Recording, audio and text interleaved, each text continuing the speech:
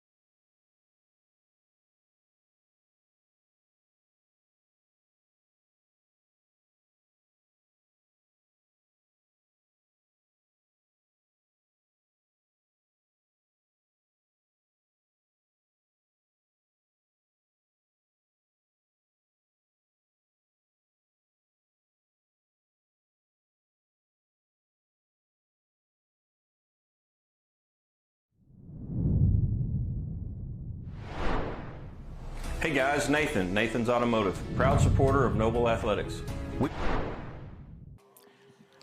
Welcome, ladies and gentlemen. We are in Noble, Oklahoma at Noble High School baseball field. And, man, what a gorgeous day for baseball.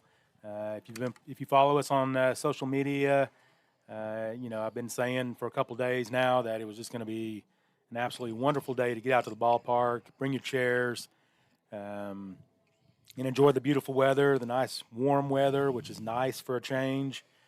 I think it got down to like 33 degrees overnight, Randy. Yeah, so, it's cold. Yeah. But a little bit of a slight wind, probably 15 or so out of the south, which the pitchers don't like to see, Randy. Right, straight out to left field today. The flag is standing pretty much straight out. Yep. So we are here for 11 a.m. first pitch. Today's battle will be between your Noble Bears and the McAlester Buffaloes, home of Coach Eric Hughes. That's where he went to high school at. That's where his father is the athletic director. So he still has a lot of ties down there, obviously. And obviously he wants to win this game and send the Buffaloes back to southeastern Oklahoma with another L in their loss column. So, but it'll be a great ball game. McAlester is a very good baseball program, year in and year out. I know Coach Hughes' dad won, I believe he told me, 2 state championships at McAllister's, Randy. So, one against the Bears. One against. Oh, really? 97. Oh, that's right. 96 or 97. Year after Shane graduated. Shane Fisher graduated. Yeah. It was over at Shawnee. I was at that game. Wow. It was a back-and-forth affair, and McAlester came out on top. Yep. Huh. So I did not realize that. Okay, yep. Well. Sure enough.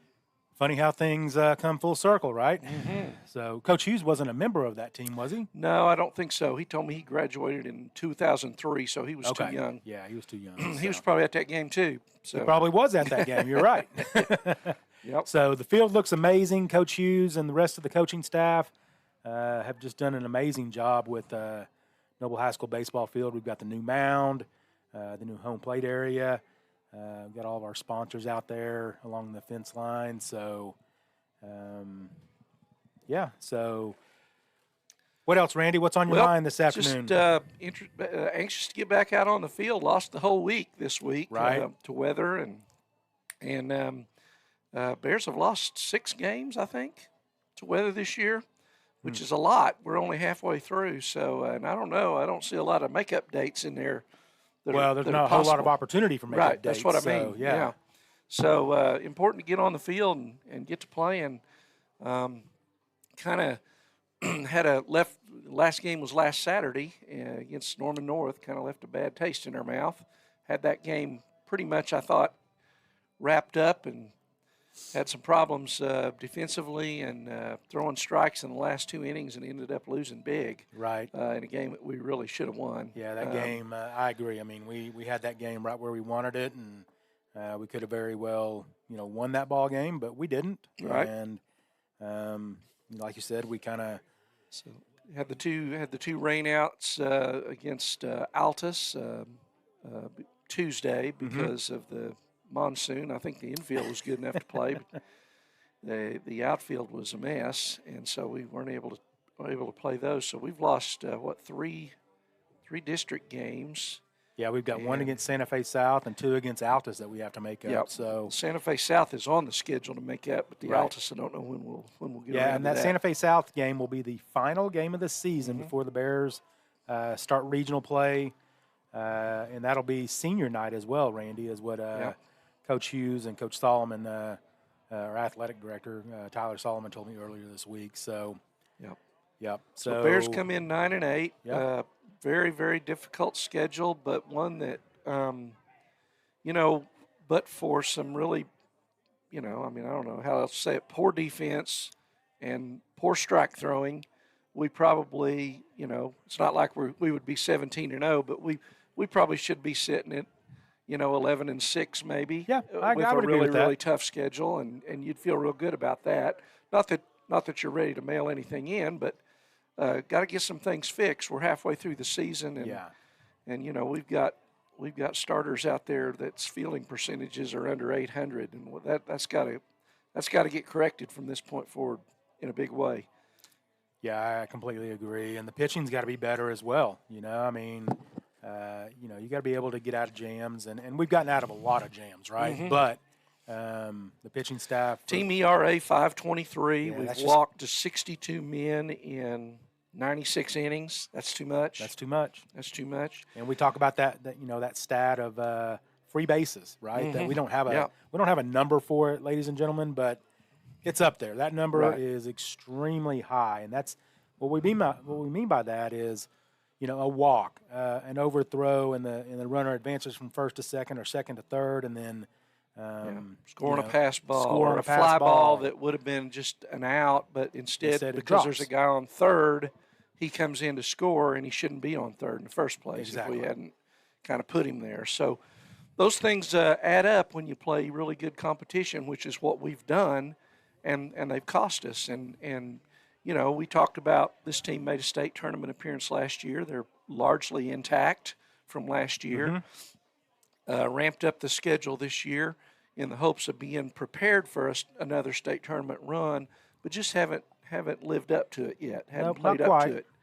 And the mistakes that we've made that have cost us these games will also cost us if we get back to the state tournament, you're exactly or right. maybe even in the regional if we don't fix them. So work to do, but the coaches know it. They're good coaches. They know what to do, and the kids know what to do. It's just kind of been one of those deals.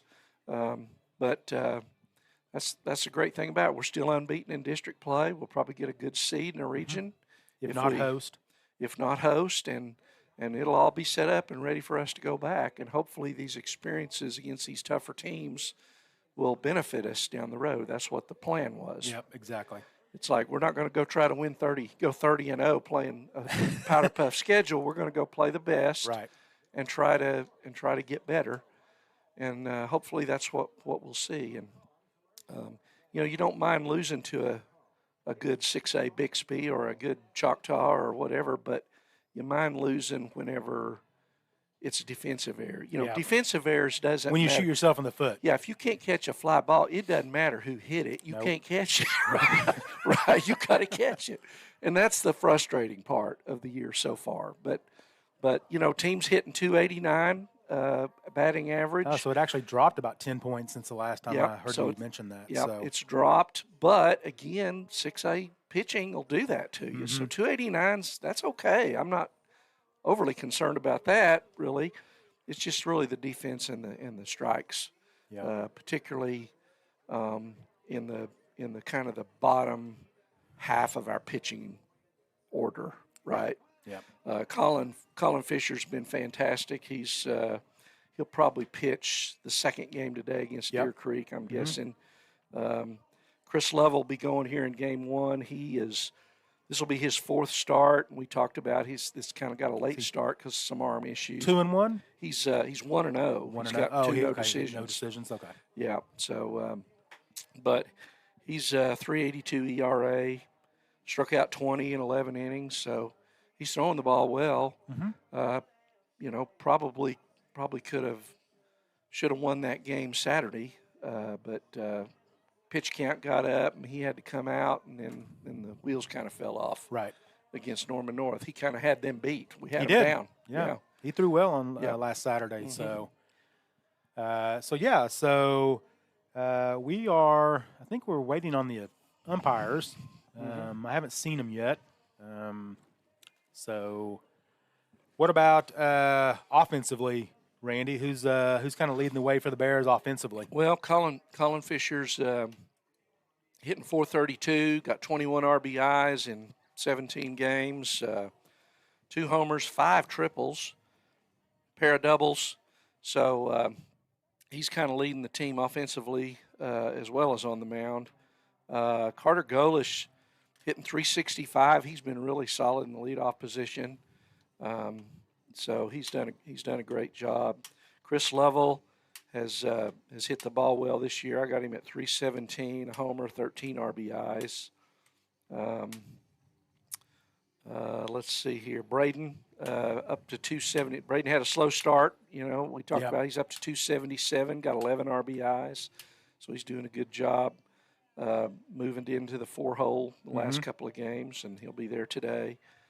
Cooper Nash got 12 RBIs at 286. So, those are respectable batting averages against the level of pitching we faced in Florida and in just the 6A, the heavy 6A tournament or 6A schedule we've played. So right. I mean, we played Edmond North, we played Bigsby, we played Choctaw twice. We played Moore, Norman North. I mean, those are baseball programs that are all four games in Florida year. Were against. I don't know if they were 6A teams, but they certainly could stack up in our 6A here for sure. I mean, those were all solid programs and really good teams. Yeah. So yeah. Well, so I think, like I said, like I previously mentioned, we're kind of waiting on the umpires, and just so everyone's aware. We actually are playing McAlester in our first game, and then McAlester and Deer Creek. The Antlers will come down, and they'll be here this afternoon. They'll play the second game of the day, and then Noble and Deer Creek will turn around and play the third game of the day here in Noble. So, again, if you if you don't have plans this afternoon and the honeydew list is short, make the trip out to the ballpark. I mean, or just join us on NobleBears.tv. Obviously, we won't broadcast that McAlester Deer Creek game, but we'll be here for all of this one, and then we'll be back after that for the Noble and Deer Creek game.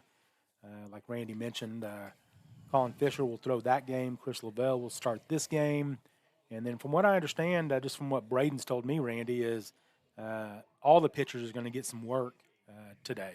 So throughout both games. Yeah. So look for Chris to maybe go 2 or 3 innings, and then he'll just come probably out. A result of just not having played in a week. Got to keep everybody sharp because we've got Lawton Mac Monday, Tuesday, and then next weekend is it Pryor next weekend? Yeah, Pryor next weekend. The Pryor Claremore Festival Thursday at 4 o'clock is our first game. It escapes me who we're playing. Yeah, I haven't seen a breakdown of that, but that's a Thursday, Friday, Saturday affair, right? Or is it just Thursday, Friday, Saturday? Yep. And then right back Monday, Tuesday with maybe our toughest chance. Is it? And that's Elgin, I believe. Elgin, which I think is also unbeaten in district. District as well, yeah. So that may be our biggest challenge in the district, them and Duncan. So I was trying to find that text. So pitching is pitching's going to – today we got all kinds of pitching. Next Saturday we're going to be, after having played hopefully a couple district games that don't get canceled this week, and then that festival, it's going to be tough coming back Monday, Tuesday against Elgin, so they're going to have to – yeah, it sure will be. So they're really going to have to pace themselves on the pitching-wise, which means kids got to go in and throw strikes. Yep. Yep. If you're slated to go this game, you need to go this game. You can't go out there and you have throw to get pulled and 40 pitches and only get one out. Pulled 2 1/3 innings. Right. You can't, so we can't have that. So yeah. So the schedule next week, Randy, is Thursday. We will be at Pryor. We'll play Tahlequah at 4 o'clock, and then on Friday we will turn around and play Fort Gibson. And at 10 o'clock in the morning. And then at 1:30, we'll play the host Pryor. I believe they're the Tigers, if I'm not mistaken. So, yeah, really good again, just trying to get the Bears ready for regionals and that state tournament. And the schedule is just one that I love as a parent and as a father because – my son's going to play college ball next year, and I want him to see, as much good pitching, before he goes as he can. So I want him to get that exposure to big boy baseball, and that's exactly what we're doing. So I love the schedule. I told Shane, last fall whenever he kind of shared with me the rough draft, I told him I was like, that's awesome, And I've also said I've been pretty clear about this. If we go 500 in our regular season, then that's probably a pretty good season. So, but like you mentioned, Randy, we've had 3 or 4 games that we could have very easily have won, and they were mistakes that'll beat you against almost anybody. You're exactly right. Whether you're playing, Podunk High School. Right. And it's a Class A school. If you make those mistakes against them, those mistakes are going to beat you. So, but, well, we'll work on all makes and models specializing in diesel engine repairs. I'm so proud to show our support for the Noble Public School.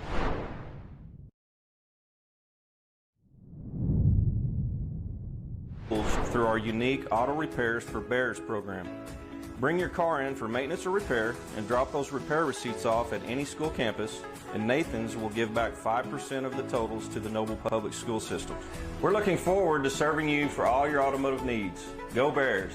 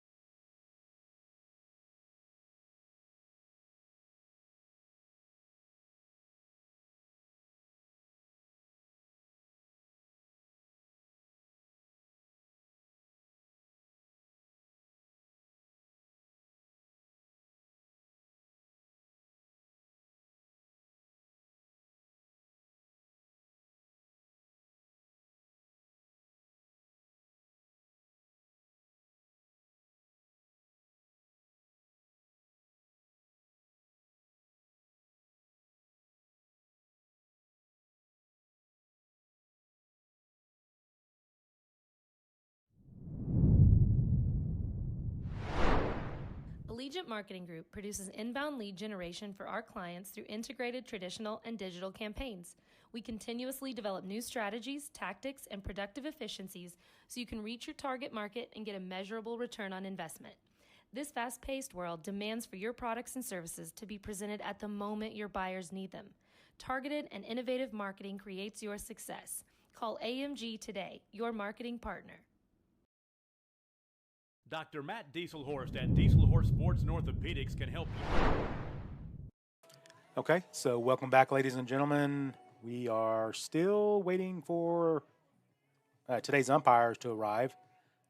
So we'll just let the feed go and let you guys enjoy that. Let you get whatever you need to get done before first pitch. So hopefully it won't be too much longer, and then we'll keep updated on NobleBears.tv on Facebook as well. So bear with us. We'll be playing baseball here shortly. Thanks so much for joining us. We'll be right back on NobleBears.tv. Game day ready. Dr. Dieselhorst works with athletes of all ages, taking a coordinated approach to accelerate return to play and maximize athletic performance. His work with pros in sports training, injury prevention, bracing, functional rehabilitation, and imaging works seamlessly with his medical and surgical expertise. Get started by going to Dieselhorst Sports and Orthopedics. Let Dr. Matt Dieselhorst get you back on the field, backing all Oklahoma athletes on the field and off. Support your school's booster club and get your business in front of thousands of potential customers. Talk about a win-win. Advertising packages start on this streaming station for less than $10 a game. Call 405-726-0835 or email adam@squirtle.com right now for more information. It's no secret Pioneer Cellular cares about the students of our communities because we're in your communities with more retail locations than any other carrier in Western Oklahoma. It's no secret that we provide opportunities for students to learn remotely with distance learning plans and MiFi devices. We also help these schools live stream their games so family members across the country don't miss the action. We sponsor schools and colleges because your children deserve the best. Pioneer Cellular. It's no secret.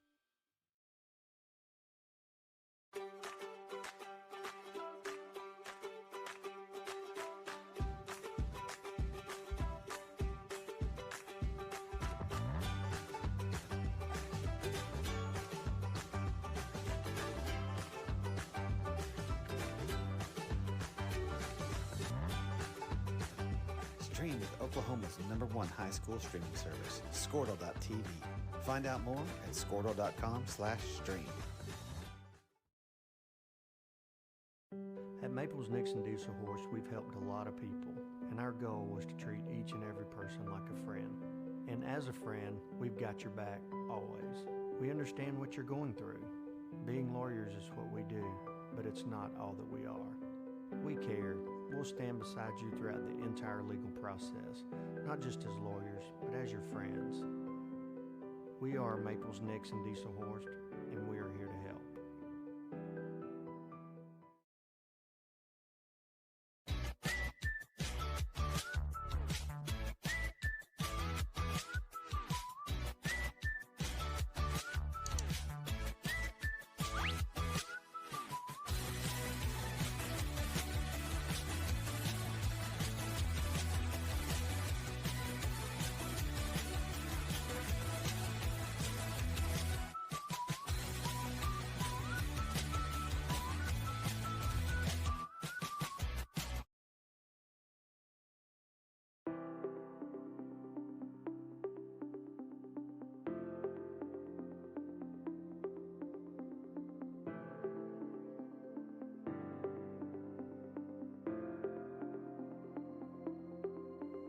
Is it time for your school or business to purchase a new phone system?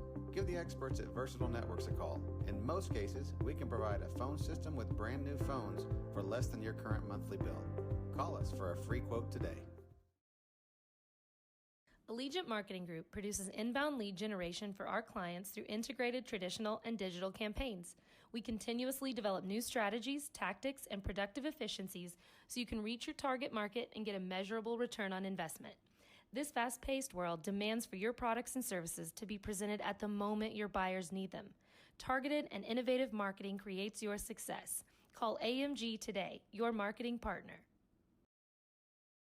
Dr. Matt Dieselhorst at Dieselhorst Sports and Orthopedics can help you get game day ready. Dr. Dieselhorst works with athletes of all ages, taking a coordinated approach to accelerate return to play and maximize athletic performance. His work with pros in sports training, injury prevention, bracing, functional rehabilitation, and imaging works seamlessly with his medical and surgical expertise. Get started by going to Dieselhorst Sports and Orthopedics. Let Dr. Matt Dieselhorst get you back on the field, backing all Oklahoma athletes on the field and off.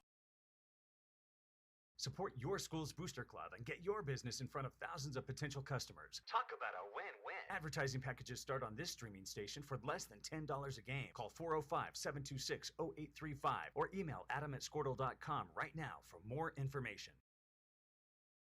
It's no secret Pioneer Cellular cares about the students of our communities because we're in your communities with more retail locations than any other carrier in Western Oklahoma. It's no secret that we provide opportunities for students to learn remotely with distance learning plans and MiFi devices. We also help these schools live stream their games so family members across the country don't miss the action. We sponsor schools and colleges because your children deserve the best. Pioneer Cellular. It's no secret.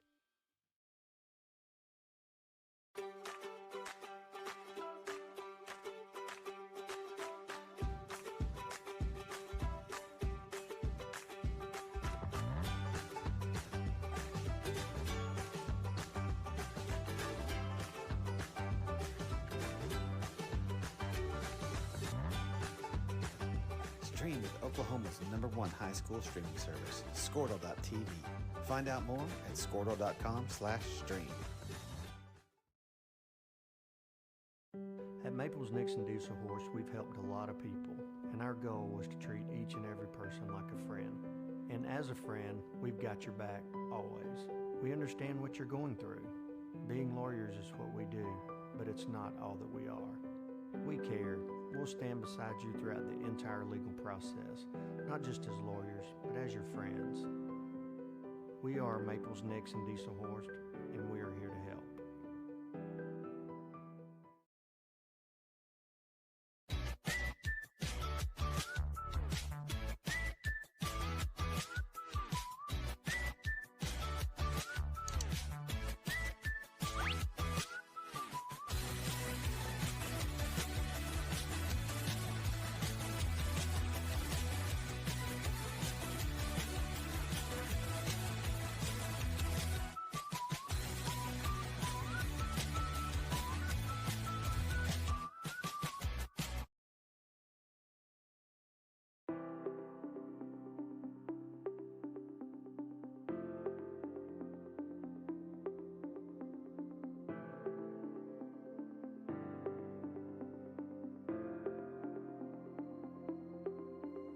Is it time for your school or business to purchase a new phone system?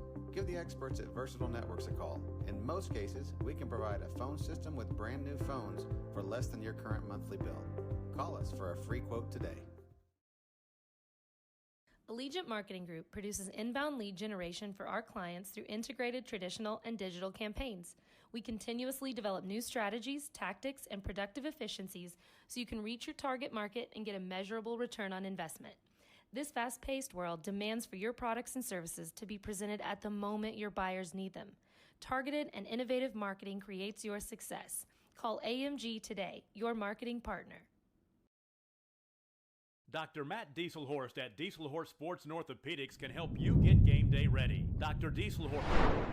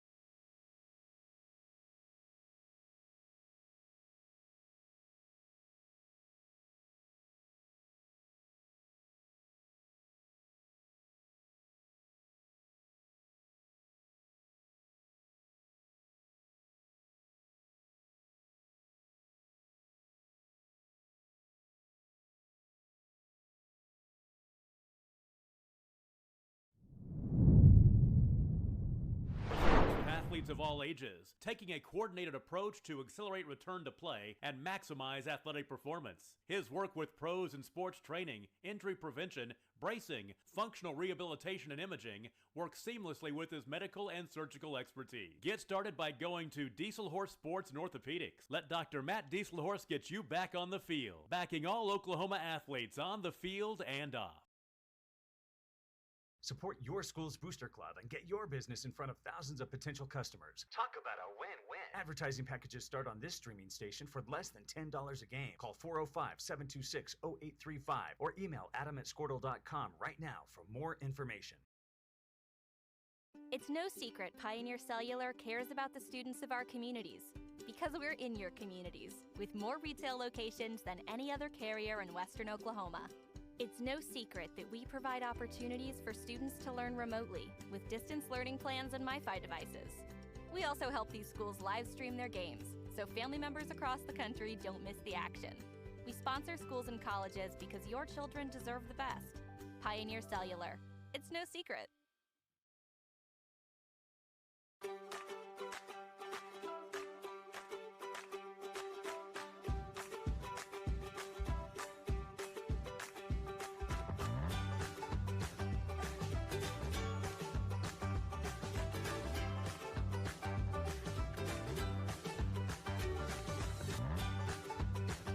Stream with Oklahoma's #1 high school streaming service, Squirtle.tv. Find out more at squirtle.com/stream. At Maples Nixon Diesel Horse, we've helped a lot of people, and our goal was to treat each and every person like a friend. And as a friend, we've got your back always. We understand what you're going through. Being lawyers is what we do, but it's not all that we are. We care. We'll stand beside you throughout the entire legal process, not just as lawyers, but as your friends. We are Maples Nixon Diesel Horse, and we are here to help.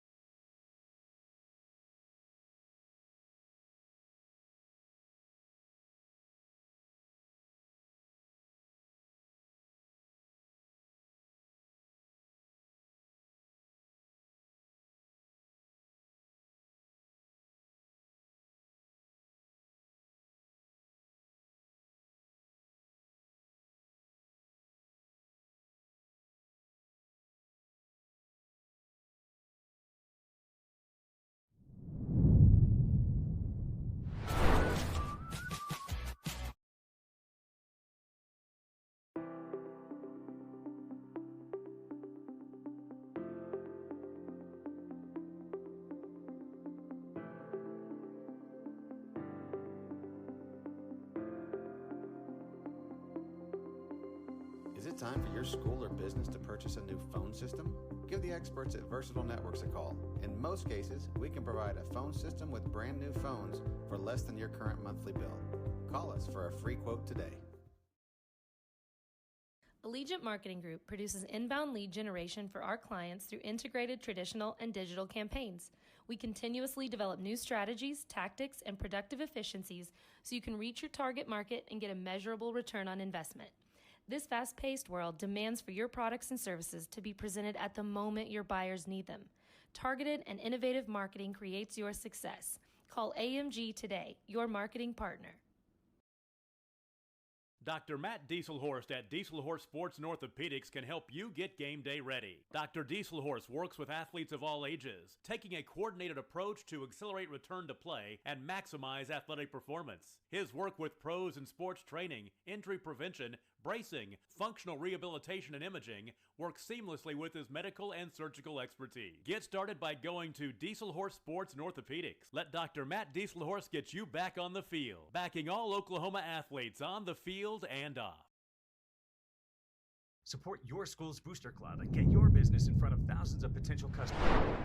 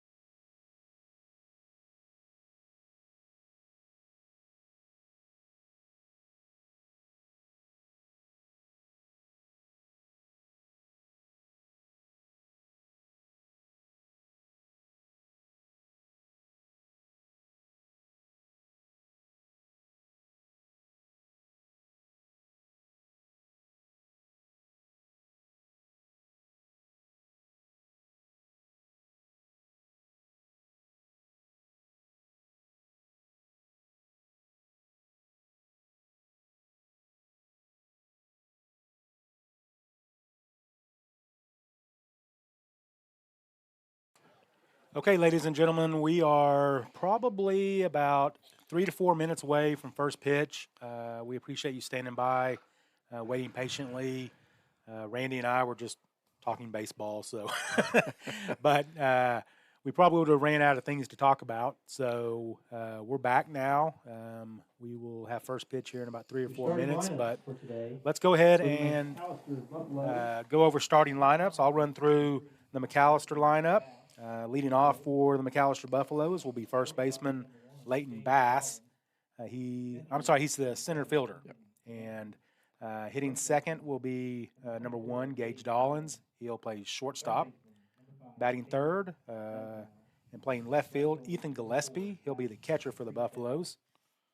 Batting fourth, number 21, Gage Mullins. He'll play first base.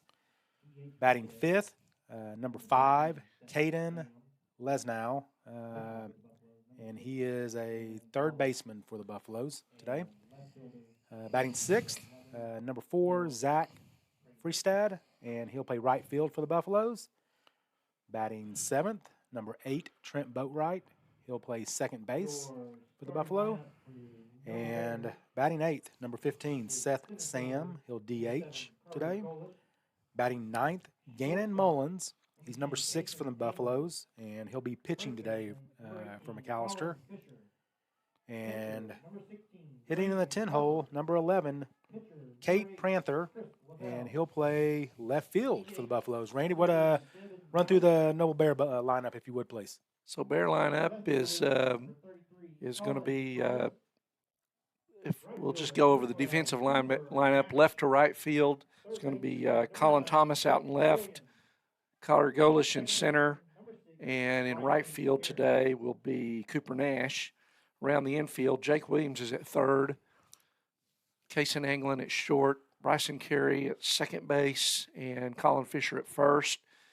Making his start today, his 4th start of the year, is Chris Lovell on the mound, and he'll be throwing to senior. I ought to know this kid's name. You should. Braden Harper. There you go. Yeah, Braden Harper catching. So Lovell on the mound. Chris 1-0, 3 no decisions, and he's taking his warm-up tosses. So umpires were about 40 minutes late. So kind of seemed to be some confusion on the start time of today's game. Yep. So, but they're here now, and we're getting ready. We're getting close. Stiff wind, Scott, today to left field. I think anybody that gets one that's just outside the dirt, towards left field today, it may just carry and get on out of here over that Tiffany sign, Randy. So yep, you'll have to keep the ball down. And on the outside part of the plate to the big right-hand hitters, you would think, to keep them from pulling it. So, a little bit of an extra challenge there. So the Buffaloes come in 12-9. Yep. And Bears 9-8. Both programs I know play very tough schedules, and both really good 5A programs. McAlester been a solid program for 40 years probably. Yeah. Year in, year out, they're always right there. And Coach Hughes' dad, Randy, as we mentioned earlier, is the athletic director down there, and he's led them to 2 state championships over the years. So before he stepped into the administrative role of athletic director. So we're ready for the first pitch. Chris Lavelle comes set, thrown out of the stretch. Here's the first pitch. There's a ball that misses outside. Ball 1 on Leighton Bass. Number 3 for the Buffaloes.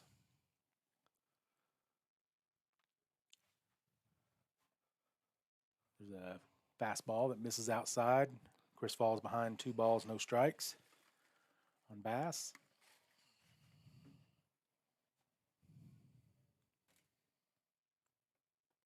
There's a called strike on the outside corner.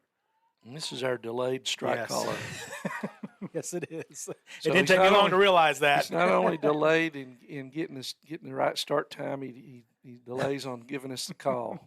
Randy. So Chris misses outside there after the called strike on the previous pitch. So 3 balls, 1 strike on Bass. Got to come right at him here, Randy, and let your defense work. He misses up and away. So Chris walks the first batter of the game, Bass, and that's going to bring to the plate Gage Dollins. He's the shortstop for the Buffalo, and he is number 1. So Buffaloes have the leadoff runner on at first. That's Bass. Another left-handed hitter. Yep. Chris throws over, and Bass gets back safely. So see if McAlester lays a bunt down here or makes Chris throw a strike first. Yeah, and Jake's right on the edge of the dirt and the grass. I'm sure he'll make his way in a little bit closer to the home plate. There's another pickoff. Bass gets back safely. A little bit closer that time, though.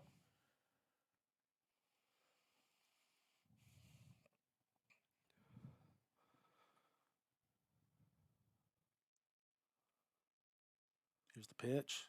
Curveball that in the dirt misses away. So 1 ball, no strikes on Dollins. So all the Bear pitchers are probably a little rusty. Didn't play at all this week because of the weather.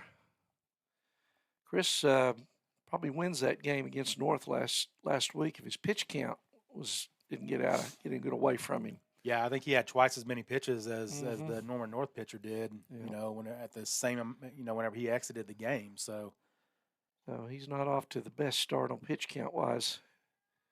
And he just got called for a balk. Got a balk. So you gotta think the 45 minutes of. Well, right, he was warming up an hour and a half ago. Right. So, but McAlester has to do it too. So, you can't make excuses. You got to be ready to go whenever it's time. So, hopefully he'll get back here on top. And Dollins digs in after Bass moves over to second on the balk. 1 ball, no strikes. So now the Buffaloes have a runner in scoring position. Another fastball that misses out and away. So 2 balls, no strikes. Chris has just thrown the 1 strike, right? Right. Okay. Yep. 1 strike, 6 balls. So yeah. Need to zone in here.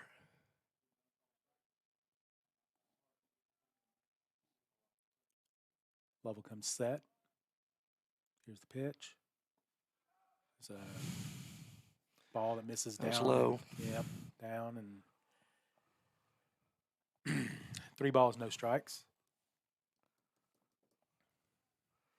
Ethan Gillespie, the catcher, on deck, and Gage Mullins, first baseman, in the hole for McAlester.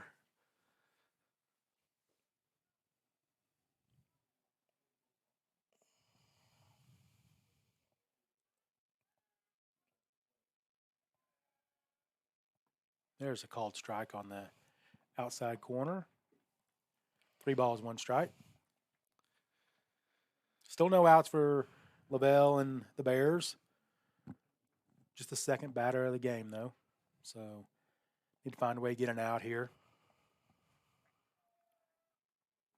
And there's another pitch that's outside and away. So second walk of the day issued by Lovell as Dollins hustles down to first base, and that's going to bring Ethan Gillespie, the catcher for the Buffaloes, to the plate, and right-handed hitter there after the 2 lead left-handed hitters. So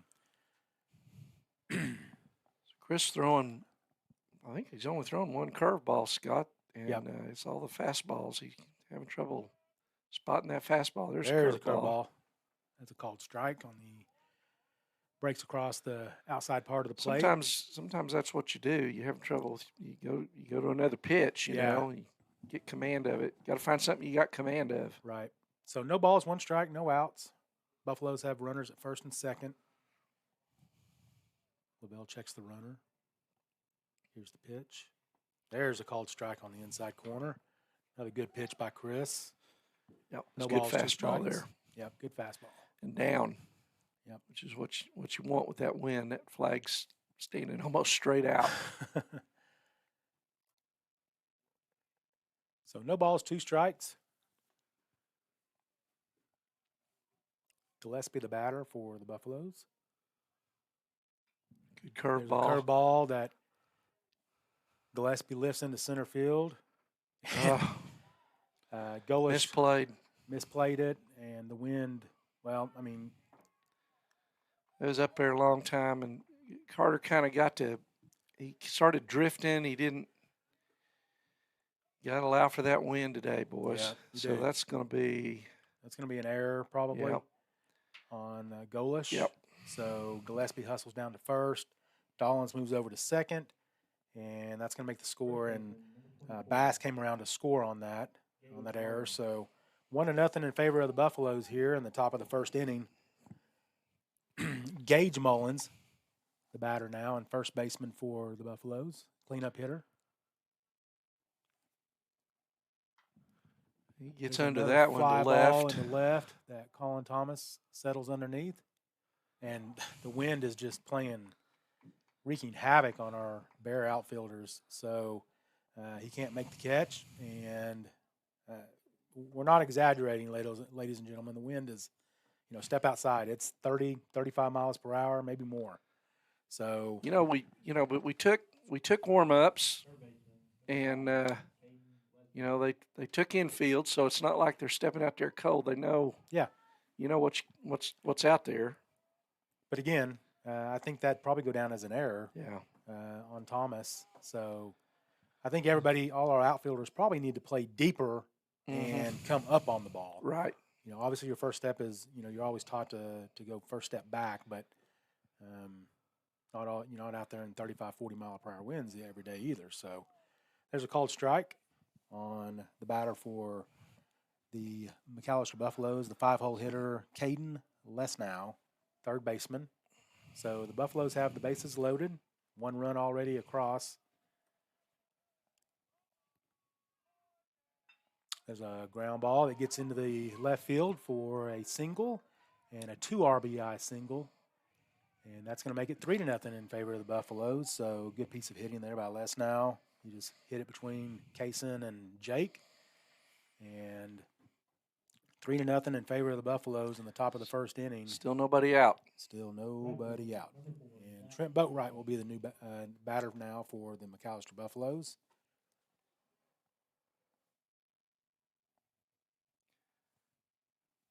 Squaring to bunt. I think it's Freestat is the hitter.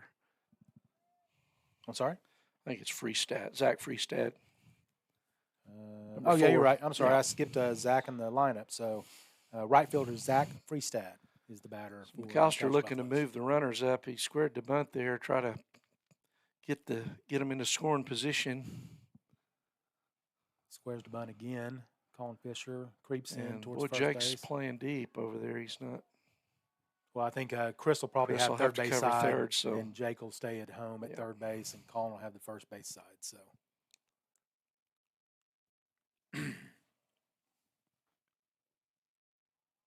Squares the bunt again.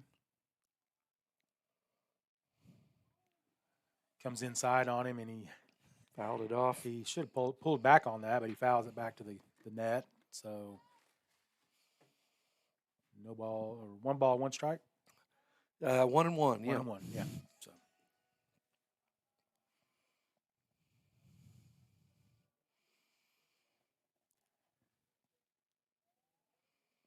LaBelle comes set. 1 ball, 1 strike, no outs. Good curve ball that he fouls off. So Chris had some big news this week, Randy. Committed to Redlands Community College in El Reno, Oklahoma. So congratulations to him and Mike and Diane and all his success. We wish him nothing but the best at Redlands. LaBelle comes set. He's ahead in the count. 1 ball, 2 strikes. Looking for the first out of the inning. There's a pitch that missed up high. So 2-2. Pretty good pitch by Chris. Yeah. Be hard to lay off that good one discipline, if I was good Freestat. Discipline by Freestat there at 2 strike. Chase that fastball up. There's a curveball. Nice play, Bryson. Oh, wow. Nice play by Bryson Carey. Bryson saved a run there. So tremendous play by Bryson Carey. Diving play. Moved to his right. Ball was hit right up the middle. He scoots over, makes a diving catch, flips to Case England for the first out of the inning, and that also sets up the double play here. And now the batter for the Buffaloes will be number 8, Trent Boatwright, second baseman. And they got him at first base. They picked off Freestad. Good move by Chris Lavelle. So that's an inning changer right there. So you got to keep that run at third base now and not give up anymore, Randy. And you got to find a way to get Boatwright out here, whether it be a ground ball, strikeout, whatever the case may be. I'd say fly ball, but that hasn't been good to us this inning. So not so far. There's a fastball that misses up. So 1 ball, no strikes. Yeah, it's a bad base run mistake by McAlester there because got a chance to really pile up some numbers here. Make that crooked number a little ball crookeder. That is on the infield. England settles underneath it, and he can't make the catch either. So 3rd error of the inning, all 3 on fly balls that Bear outfielders or Bear defensemen can't handle.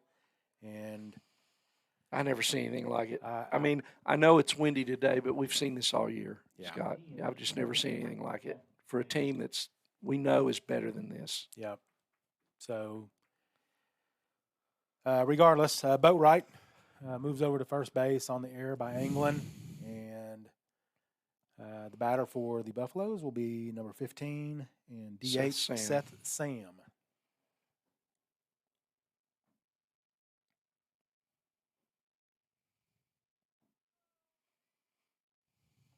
There's a strike that Sam swings through. No balls, 1 strike.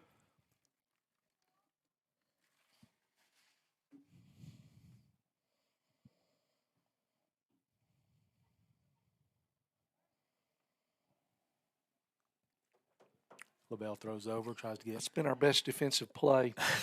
Yeah. Well, besides Bryson's. Bryson's was better, but the pickoff has been a second, right? Yep. There's the pitch, called nice strike. Curveball. Good-looking curveball by Lavelle. So no balls, 2 strikes on Sam. Number 15 for 8-hole hitter. Yeah, 8-hole hitter and DH. Lavelle throws over again, keeping Boatwright close. And I think Chris and Boatwright were teammates at one time, Randy. Okay. In travel ball. So there's a fly ball lifted into right field. Carey goes back and makes the catch. So that's going to be the 3rd out of the inning. Actually, that's probably the 6th out of the inning, but 3 that actually count. And it's 4-0 in favor of the Buffaloes. Come back and join us on NobleBears.tv. We'll be right back. Talk about a win-win. Advertising packages start on this streaming station for less than $10 a game. Call 405-726-0835 or email adam@squirtle.com right now for more information. It's no secret Pioneer Cellular cares about the students of our communities because we're in your communities with more retail locations than any other carrier in Western Oklahoma. It's no secret that we provide opportunities for students to learn remotely with distance learning plans and MiFi devices. We also help these schools live stream their games so family members across the country don't miss the action. We sponsor schools and colleges because your children deserve the best. Pioneer Cellular. It's no secret.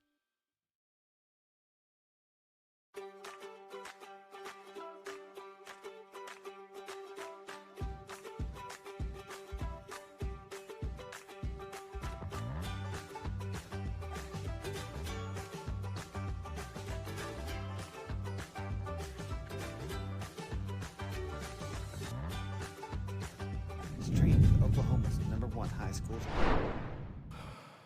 Okay, welcome back, ladies and gentlemen, to Noble High School baseball field. And we are back for the bottom of the 1st inning.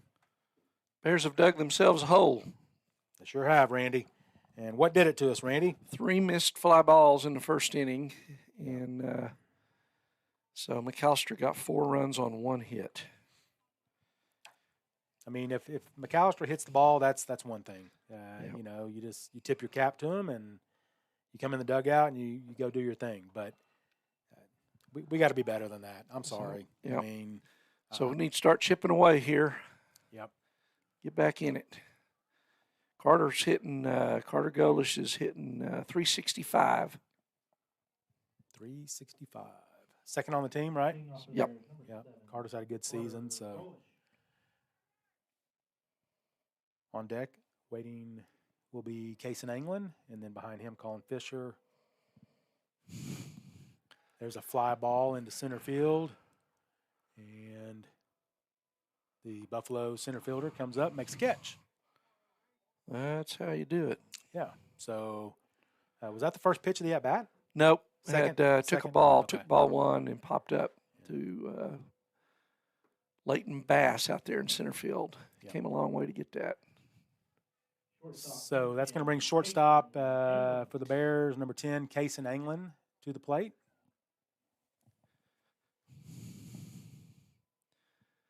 Cason comes in at 204.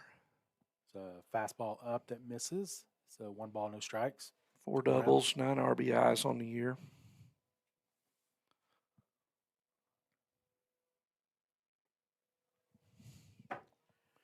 There's a fastball that misses inside that Anglin could have very easily just worn. I'm not sure why you're not wearing that. But Need base runners here, Scott. Yeah. And then he swings through that for strike 1 of the at-bat. 2 balls, 1 strike. Mullins doesn't look to be throwing all that hard. No, he's... that was a pretty good breaking pitch there, but his fastball's not anything like what we were used to seeing so far. Dollins misses inside with that pitch. So 3 balls, 1 strike. Cason Anglin, shortstop for the Noble Bears, junior. There's a ball that's going to get over, and left fielder comes over, moves to his left, makes the catch. So 2 outs for the Buffalo. 2 for 2 on Buffalo's fly balls. Catches. Yep. And we are 1 for 4. So Colin Fisher, the batter now for the Bears, number 18, junior. Arkansas commit. Now the batter for the Bears, and Braden Harper waits on deck. Dollins misses outside with that pitch. 1 ball, no strikes.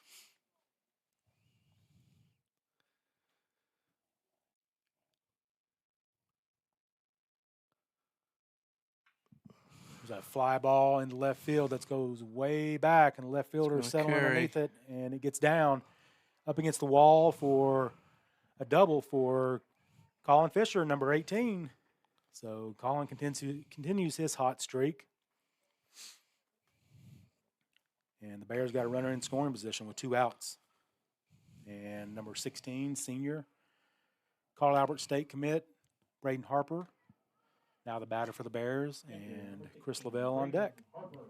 Braden up to 277. He's got 11 RBIs. Good time for number 12 here, Scott. Yep. The foul ball down behind the third base dugout. Yeah, I know Randy mentioned it. Dollins is not throwing hard. Maybe mid-70s, if that. I mean, or maybe it just looks slower. I don't know. But no balls, 1 strike on Harper. There's a curveball. That's the first time he's thrown that curveball, I think. So he missed outside, so 1 ball, 1 strike. 2 outs for the Buffaloes. Harper swings through that fastball. 1 ball, 2 strikes.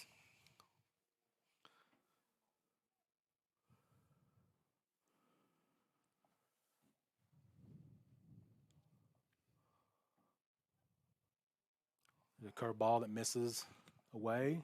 2 balls, 2 strikes, 2 outs. Colin Fisher at second base after the double. Are we giving him a double on that, Randy? Yeah. Because he didn't glove it, right? Yeah. It just kind of drifted, got up there in that wind. And so here's the pitch from Dollins. It's a foul ball back behind the first base dugout.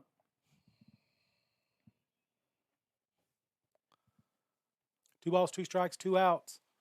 Runner in scoring position for Braden Harper and the Bears. Got to find a way to push that runner across. Trade places with him, Braden.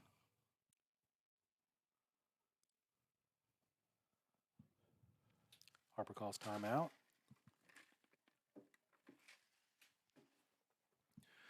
Chris Level on deck.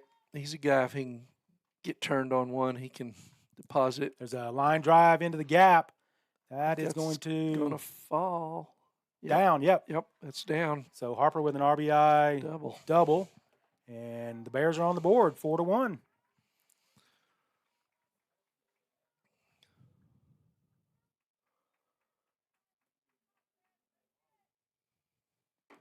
And so Braden did exactly what I suggested, which was trade places with Colin. And Derek Davis.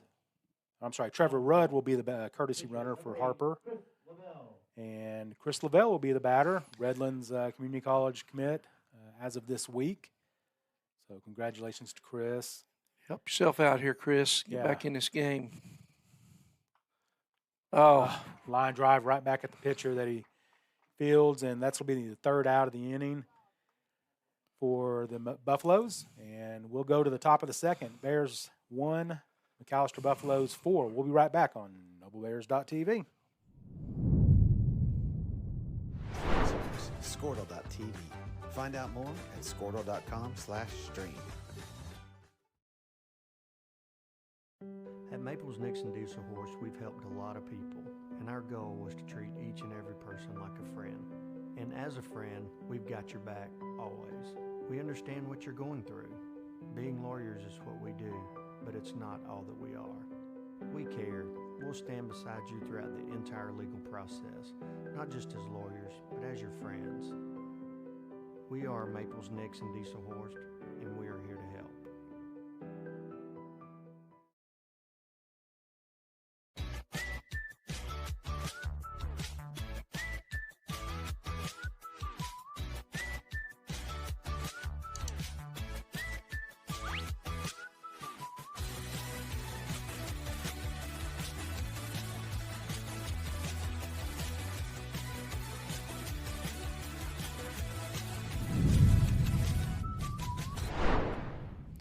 All right, we're back in Noble, Oklahoma. I'm Randy Kersey with Scott Harper, where the Noble Bears are trailing the McAlester Buffaloes after one inning of play, 4-1. Chris Level back out on the mound for his second inning of work, victimized by some more sloppy defense in that first inning. And, you know, Scott, we talked about Chris and his pitch count, and 26 pitches in that first inning. He was he walked the leadoff man, but actually he walked the first two. Yeah. But then he didn't get any help when he started throwing strikes. So what coming up is Gannon Mullins, the pitcher for the Buffaloes, and he is number 9 in the order. He fouls one back. So Chris gets ahead to Gannon Mullins.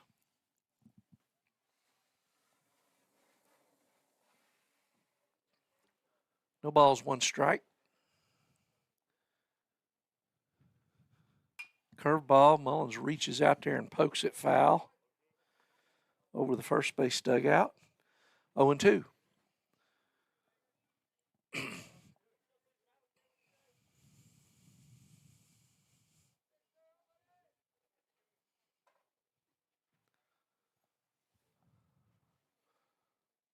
There's a fastball, inside-out swing down the right field line. Foul ball. And that just drops foul. Sorry, I had a little bit better view of it than you did, Andy. Randy, that pole out there is in your way. So. Yep. Yeah, I don't want to lean out and fall out or anything. I bet Susan would catch you. She's not far. Yeah, she's not far down there. Just move that quick. She can. She can? Yeah. I'm not sure she would for that. Careful, you better tread lightly. So no balls, 2 strikes to McAlster's 9-hole hitter, leadoff man in the second here. Gannon Mullins. Big curveball doesn't break. 1 ball, 2 strikes.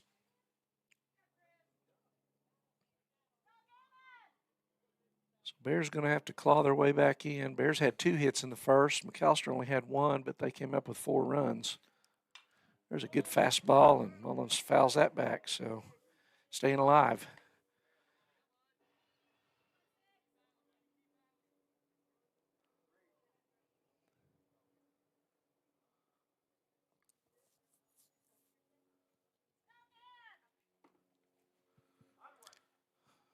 Gannon's mom is loud and proud. Yeah, there's a check swing, and that's going to be fouled down. Colin Fisher giving chase over there, but couldn't get to it.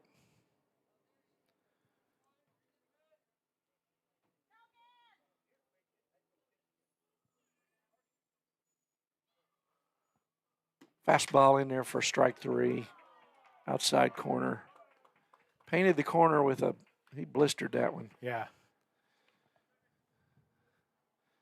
So 1 out, and that brings up Buffalo leadoff man Leighton Bass. Bass walked his first time up. Left-hand hitter, center fielder for the Buffaloes. Good curveball in there for strike 1. Chris is a little more of a groove this inning, early anyway. Well, and I just have to think that, that 45-minute. There's a base hit into left field. Oh, no, Thomas makes a catch. That ball carried. Yeah. Nice play. It was diving, but it carried towards him. Yeah. And, yeah, nice play by Colin Thomas. So that's what we like to see right there. Right. It's a good play there. 2 down. Number 1, Gage Dollar. Thomas came in and slid on one knee and grabbed it. It's a good thing he got a piece of it. That would have rolled a long way. Yeah. There's a foul ball out of play to Buffalo Gage Dollins, shortstop, another left-hand hitter. Dollins also walked in the first, came around to score.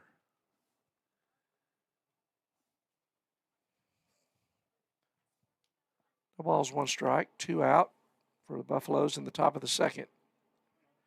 There's a fastball low, 1-1.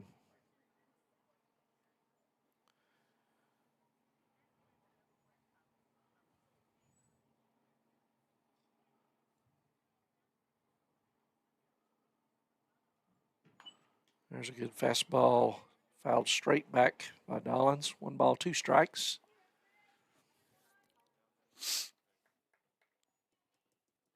In the Bear half, there'll be Devin Knight, Cooper Nash, and Jake Williams. Try to scratch another one up, get back in this game, get an out here. Oh, there's a call, strike 3 on the outside. Good job framing there by Braden. So Level strikes out Dollins to end the McAlester second. So after 1.5, we are here in Noble, and the Buffaloes lead the Bears 4-1. Bears coming to bat, bottom of the second. I'm Randy Kersey with Scott Harper. We'll be back right after this.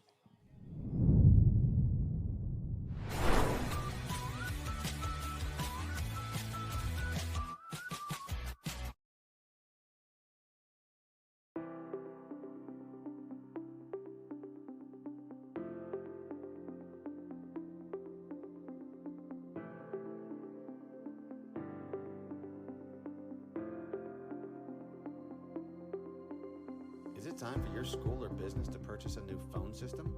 Give the experts at Versatile Networks a call. In most cases, we can provide a phone system with brand new phones for less than your current monthly bill. Call us for a free quote today.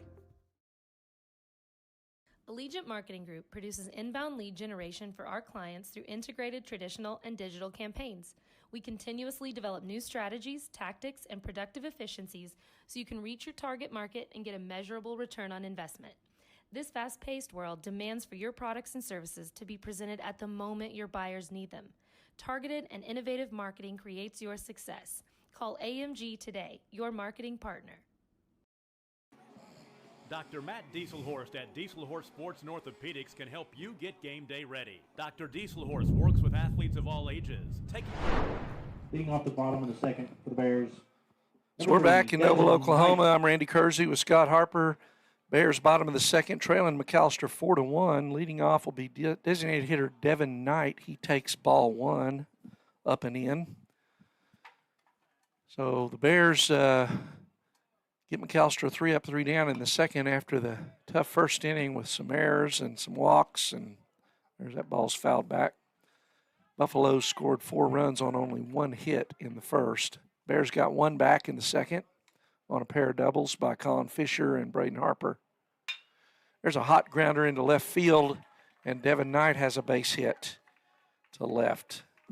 So Bears got something going here early in the second, and that'll bring up senior Cooper Nash, right fielder.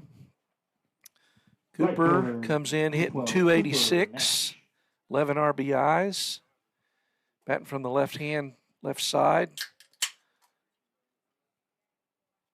So that's the third Bear hit.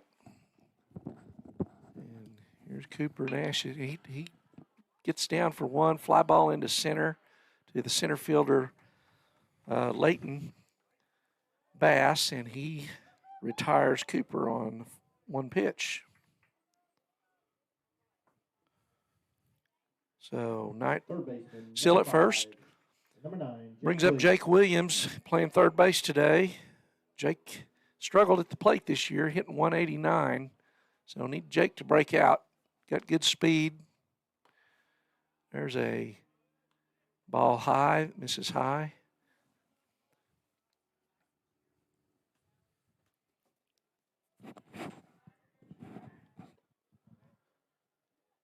Throw over to first, not in time.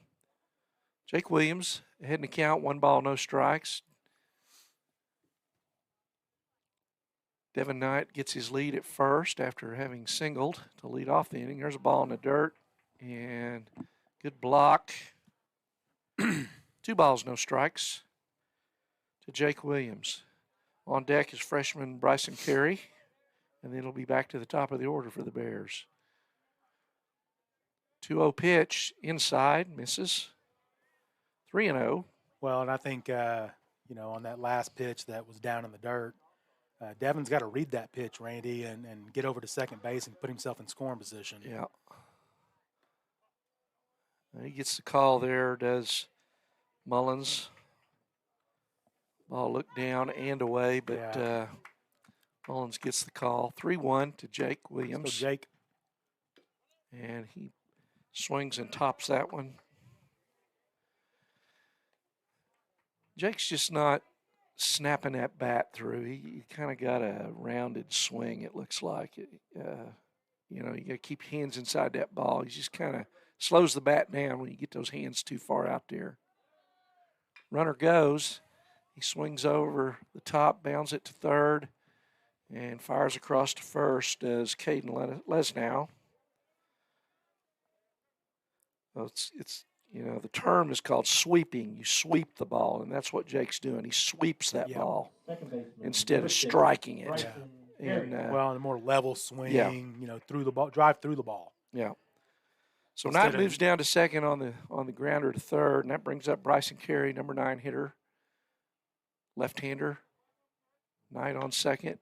He swings to first pitch, and it's popped up into shallow left, and left fielder in to make the catch is Cade Prather for the Buffaloes, and the Bears go down no runs, 1 hit, 1 man left on base, and so after 2 complete, the score is McAlester 4, Noble 1, and we'll be back right after this at noblebear.tv.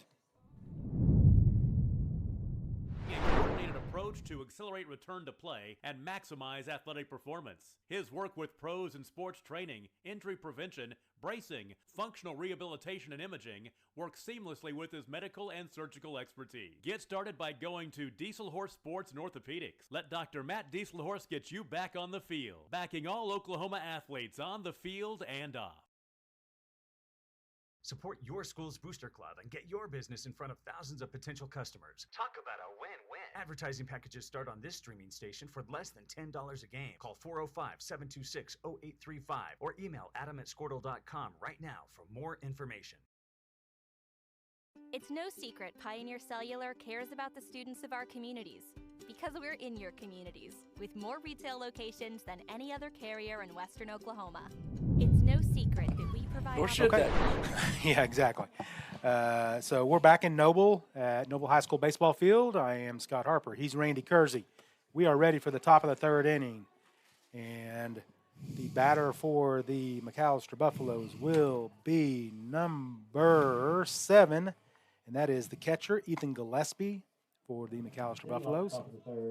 Catcher number 7. Lavelle looks in, gets his sign from Harper. Here's the pitch. It's a called strike. He doesn't give us his hand sign very quickly, but if you listen carefully, you can hear a little bit of a burp there. Yeah. Burp. Yep. Yeah, I heard it that time. So here's the pitch. Whoa. Gillespie gets around on that one and fouls it down the third base line. So no balls, 2 strikes. No Gillespie outs. hit the first fly ball out in the center that Golish kind of misplayed and hit the ball well, got under it, but Bear outfielders struggled there in the first. You got to stay down. Oh, nice play by Jake Williams in foul territory, but that's all it is just a really nice play in foul territory. Some of the fans getting excited about that. I think they think it was a ball hit in the air, but it bounced maybe off the plate. I don't know. It was. Yeah. So no balls, 2 strikes on Gillespie, the batter for the Buffaloes. McAlester 12-9 on the season. The Bears 9-8, and they're gonna appeal that, and they say it did not go around. Yeah, but nice work back there by Braden Harper, blocking that ball because it was in the left-handed batter's box when it landed. Yep. So, and it fooled Gillespie because he kind of half swung at it, but he just didn't break his wrist and go around. So 1 ball, 2 strikes. Here's the pitch from Lavelle. Misses down and away, and I think I mentioned this earlier. I think they're former teammates. No, I'm sorry, that was Boatwright. So yeah. So 2 balls, 2 strikes, no outs for the Bears and Chris Lavelle. And I guess that was ball 3. That's only ball 3. So Gillespie thought it was ball 4. And he was hustling down to first base. So the 2 catchers kind of chatter about that a little bit. So 4-1 in favor of the Buffaloes here in the top of the third. Lavelle comes set. Here's the pitch. Oh, and a good-looking curveball that Gillespie swings through for strike number 3. And out number 1 for the Bears. Chris took a little off that. We've talked about it. He throws a hard curve, and he throws that one. And got Gillespie way out in front on that. Mullins also hit a fly ball that was misplayed to left in the first inning. So there's a fly ball the other way. Right field. This time Cooper Nash settles underneath it and makes the catch. So out number 2. So the Bear outfielders and just the Bears in general seem to have figured out that fly ball now. I'm not sure why it took 4 runs for McAlester to do so, but it did. So we'll just keep chipping away at it, Randy. That's right.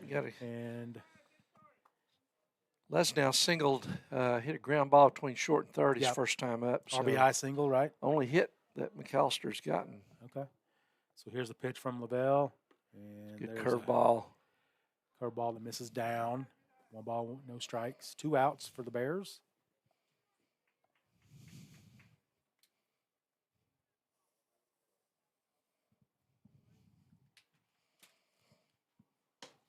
It's a fastball that top of the zone gets the call. Yep.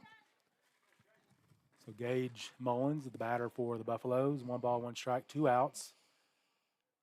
Lavelle seems to have settled in, Randy. There's a ball that Mullins kind of waves the bat at, fouls it back. Another breaking pitch. I come back with a fastball here, Randy, and I think I come inside on him, honestly, just kind of looking where he's at in the box. Mullins calls time, steps out of the box. Yeah, if you come in, you want to come in a little off the plate because you don't want him to get that ball up in the air to left.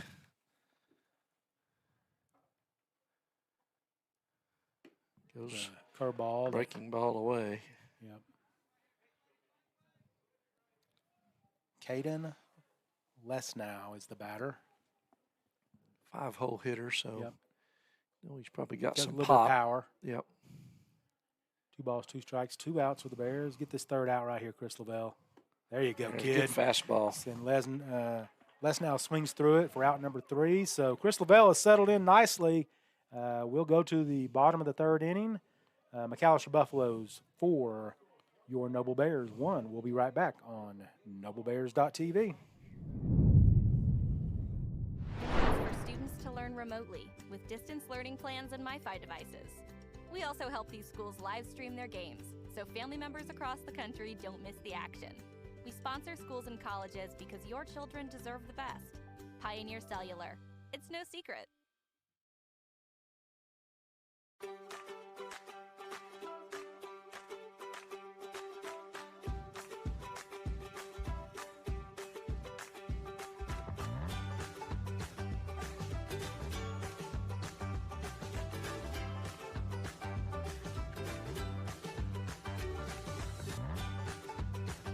Stream with Oklahoma's #1 high school streaming service, Squirtle.tv. Find out more at squirtle.com/stream. At Maples Nixon Diesel Horse, we've helped a lot of people, and our goal was to treat each and every person like a friend. And as a friend, we've got your back always. We understand what you're going through. Being lawyers is what we do, but it's not all that we are. We care. We'll stand beside you throughout the entire legal process, not just as lawyers, but as your friend. Carter Golish. Welcome back to Noble, Oklahoma. Leading off for the Bears, leadoff hitter Carter Golish, who flew out to center field in the first inning. First inning, yep. So Carter gets ahead in the count, 1 ball, no strikes. That's right back at us. Just over Susan's head, and she had no idea. No, so. and now it's under her feet, and she still has no idea. Welcome to the ball game, Okay. Susan Kersey. Okay, so 1 ball, 1 strike, no outs. Get her a glove. Yeah, and there's a ground ball down the third base line that goes foul. Gannon Mullins, the pitcher for the McAlester Buffaloes. He's ahead in the count, 1 ball, 2 strikes on Carter Golish. Be a leadoff right here, Carter. Let's go, kid. And he gets him swinging. So on the curveball. Big, slow curveball. Yeah. That might have been like 62, 63 miles per hour. So regardless, first out of the inning is registered for the Buffaloes. England. And that will bring to the plate number 10, junior Kaysen England, shortstop for your Noble Bears. Kaysen also flew out in his first at-bat of the day, right? Yep. Oh, there's a long fly ball into right field. That might – and the right fielder gloves dropped it, yeah. Dropped it, so England's going to be at second base. He was there, but there's that wind coming into play again. And just looking at the flag, it's kind of changed directions a little bit, Randy. So Kaysen will be on second base with an error. Yeah, it's blowing more straight out to center now. Yeah, when it came in, it was more straight out right to left. So, yep. Colin Fisher will be the batter. Number 18 for the Bears, junior, son of Sarah and Shane Fisher. Colin doubled to left. There's a fly ball into left field. Left fielder comes comes up, settles underneath it, and makes the catch. Dadgummit. First pitch. Yeah, first pitch of the bat, too. So 2 outs for the Buffaloes, and that will bring to the plate number 16, senior, Braden Harper. Braden Harper. Another 2-out hit from Braden here. He did that in the first, got the Bears' only run in. Go the other way with it. Put it in that little alley out there in right field. There's a fastball that misses down. 1 ball, no strikes. Randy and I were talking about the fact that Braden only has 2 walks on the season. I told Randy, I said, yeah, Braden does not go up there looking to walk. So here's the pitch. Misses outside. 2 balls, no strikes. On number 16, senior, Braden Harper. Hitters count right here, Randy. And for Braden. And Mullins misses outside again. So 3 balls, no strikes. And I do not give Braden the green light here. Yeah, you got Chris coming on up. deck, so no reason to press the issue. Chris is up, and then after him is Knight, who singled earlier. Yep. So there's a ball that misses outside and up. So Braden draws his 3rd walk of the season. Congratulations, Braden. And he will have a courtesy runner, and here comes Trevor Rudd to run for him. So the Bears have runners at first and second after the walk issued to Harper. And be a good time for Chris Lavelle to pick up a couple of RBIs here. Chris Lavelle. Help himself out on the mound. So Chris Lavelle will be the batter, senior. Here's the pitch. Chris lined it right back to the pitcher his first time out. And he saw one pitch in that at-bat. So Mullins misses down and away there, so he's ahead in the so Chris is ahead in the count. 1 ball, no strike.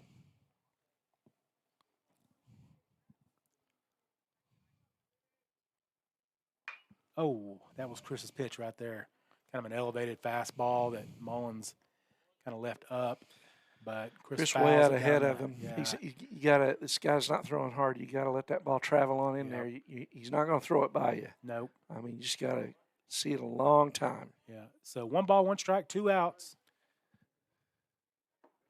There's a good-looking curveball that broke over the inside part of the plate. So Mullins is ahead, 1 ball, 2 strikes on 5-hole hitter for the Bears, Chris Lavelle. Find a way, kid. Help yourself out. Another big curveball. Swings through that curveball. And good pitching there. Yeah, nice job of nice pitching by the McAlester Buffalo pitcher, Gannon Mullins. And that'll be out number 3. And the score will remain 4-1 in favor of the Buffaloes. We'll be right back on NobleBears.tv. We are Maples, Nix, and Diesel Horst, and we are here to help.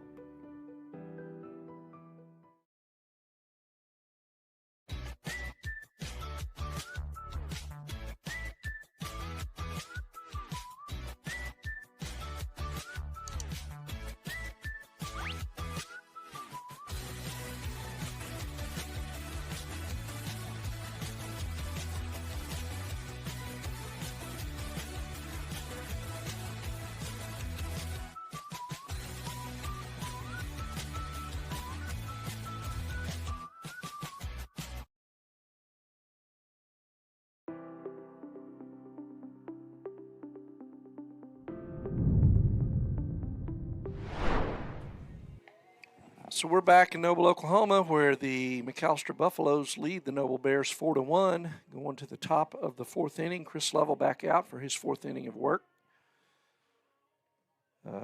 Buffs scored all their runs in the first on 3 errors, a couple of walks, and 1 single. And the Bears answered in the bottom of the first. But that's where it stands. 4-1 McAlester. Zach Freestat, the right fielder, is up for the Buffaloes. He'll lead it off. And Chris pours a strike in there. A fastball. 1 hit for the Buffaloes, so Chris he's baffled them, but hadn't got any defensive help today. There's a long fly ball to right field on a curveball, and that is caught. Job Cooper. For the out by Cooper Nash. Well, you kind of hold your breath on every fly ball hit to the outfield. I'm telling you. Just not only because of the errors in the first inning, but just because of the wind.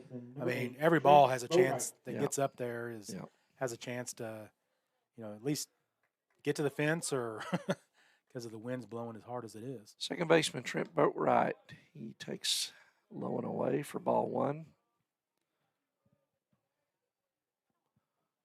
Boatwright reached on an error. I'm going to pop up to short his first time up. Good pitch, Chris. 1 ball, 1 strike to 7-hole Trent Boatwright.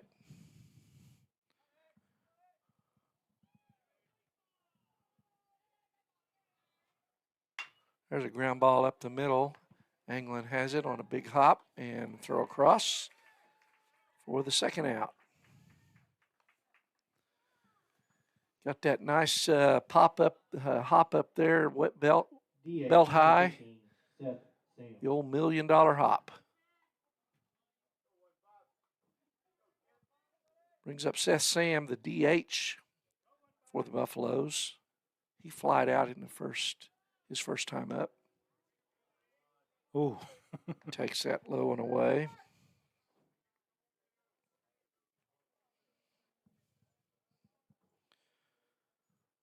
One ball, no strikes. 2 out here in the top of the 4th. There's a curved ball that just dips low.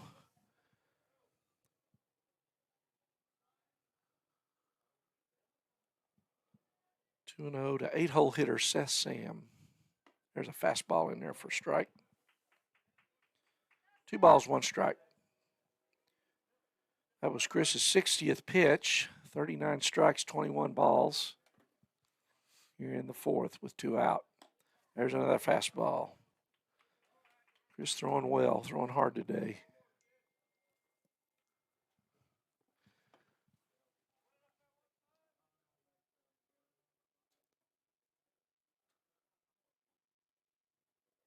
And fastball again, blows it by Sam for the strikeout swinging in the 3rd out. 3 up, 3 down. Nice job, Chris. For the Buffaloes in the top of the 4th. So the Bears will come to bat in the bottom of the 4th, trailing 4-1. I'm Randy Kersey with Scott Harper on NobleBears.tv.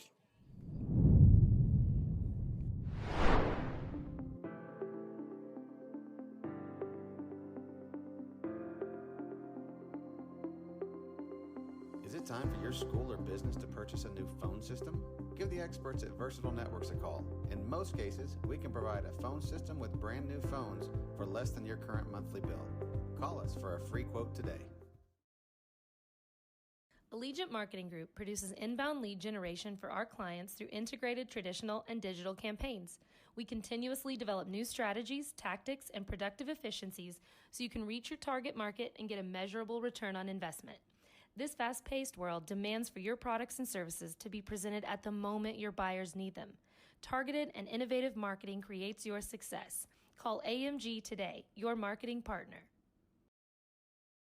Dr. Matt Dieselhorst at Dieselhorst Sports and Orthopedics can help you get game day ready. Dr. Dieselhorst works with athletes of all ages, taking a coordinated approach to accelerate return to play and maximize athletic performance. His work with pros in sports training, injury prevention, break. So we're back in Noble, Oklahoma, bottom of the 4th inning with the Buffaloes trailing, or the Bears trailing the McAlester Buffaloes 4-1. And pitcher Gannon Mullins has kind of baffled the Bears for the most part, but this guy got a base hit his first time up, Devin Knight. Devin hit a hard single into left. And there's low for ball 1. Looks like, we were just talking in the break, Scott.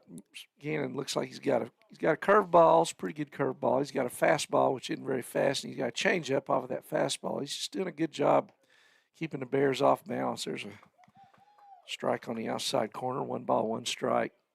It's not always about how hard you throw. It's about how off balance you make the other batters. And we've popped balls up. We've struck out. We've swung through. And you just got to be effective, right? And you just got to get out. So that's the most important thing. Yeah. Right? It's not about Ks. Yeah. It's not about throwing 100 miles an hour. It's about getting out. He's one of those pitchers you always, you look forward to getting up there, but you look up at the end of the day and you're 0 for 4, and you're like, what in the heck happened?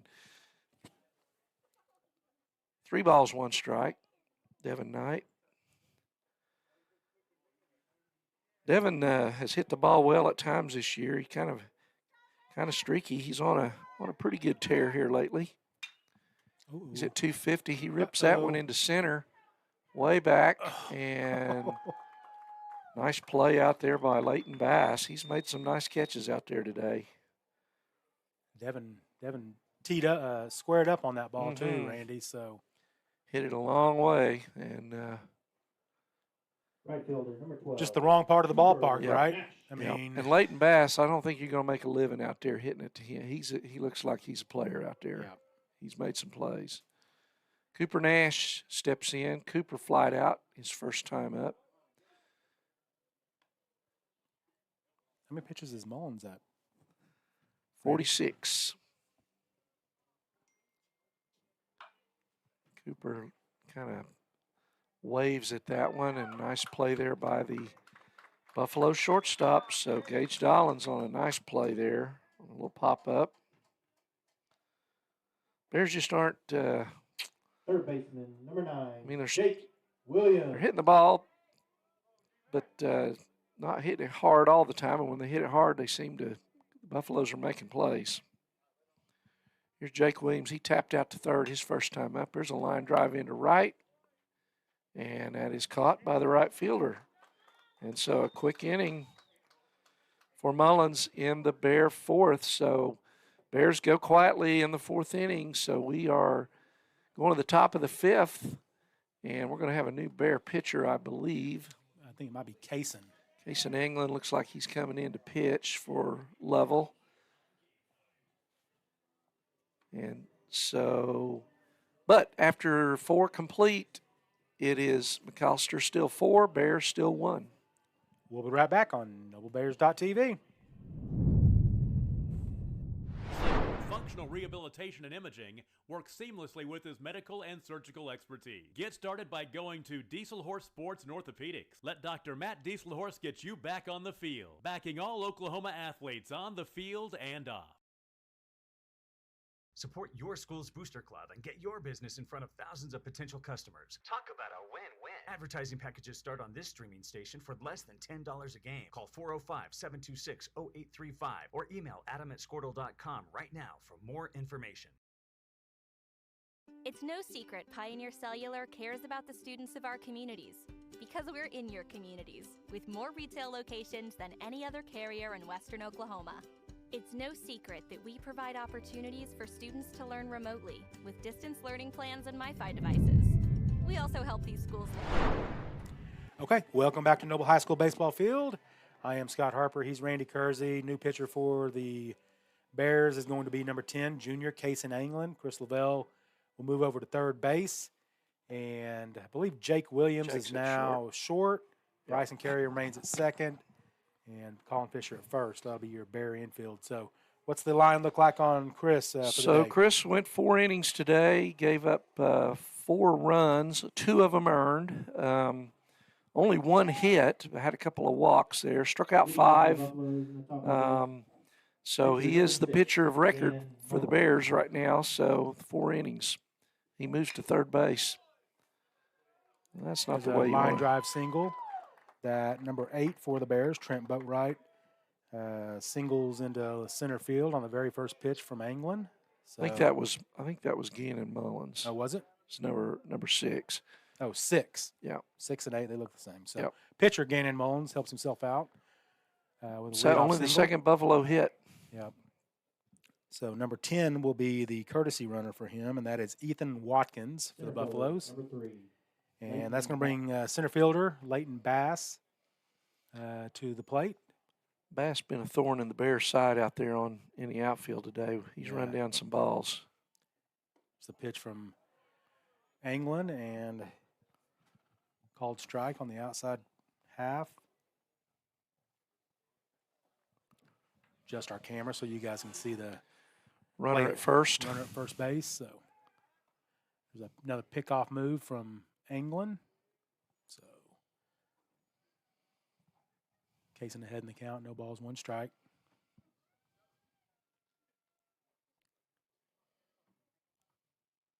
There goes the runner. There's the throw from Harper, and he's in safely. So Harper threw it up high a little bit. Jake comes over and not able to get the runner. So the runner's now in scoring position for the Buffaloes. Pitch was down and away from Braden and just didn't get on top of the throw like he would have liked. A fastball that misses away from England. So 2 balls, 1 strike, no outs. Harper goes out. He wants to have a word with Kaysen, as there seems to have been maybe a mix-up there on the pitch. Bass, the hitter for the Buffaloes, with Gage Dollins waiting on deck. Buffaloes lead 4-1.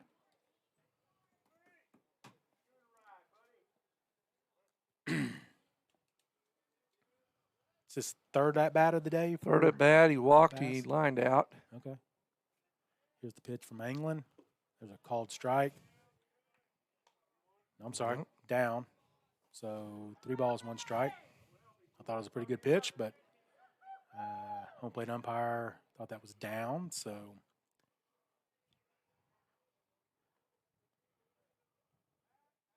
there's the pick, and they got it. Oh, didn't make the. He's heading to third. He's going to get it safely. A little late getting over there. So there's another free base as England tries to pick the runner off at second base, Ethan Watkins, and he gets back safely, but then the ball caroms into center field, and Carter Golish comes up, fields it, and not able to get the runner before he advances to third base. Nobody out. Mullins at third now, so that's Bears leaving the infield back. I'm a little surprised. Really don't want to you don't want to get behind anymore, right? So Bass swings through that pitch. Full count. Full count. Here's a pitch from England. It's a hard ground ball that gets by Jake Williams at shortstop. And Bass is going to try to get to second base, and he does. On a ball that was hit hard. It should have been fielded. I think it was a little bit obscured by the umpire. Yeah, it was right at the second base umpire. So but gets into left field. Nice piece of hitting from Bass. Really the ball good, hard. Yeah, good looking player and very good defensively as well. So England comes set. Here's the pitch. There's a called strike on the curveball.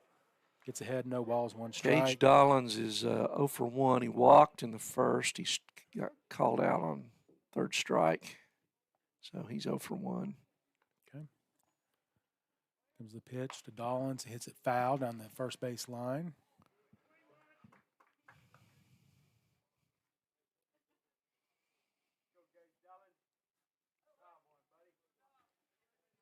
So it's 5-1 McAlester with the runner in scoring position and nobody out. So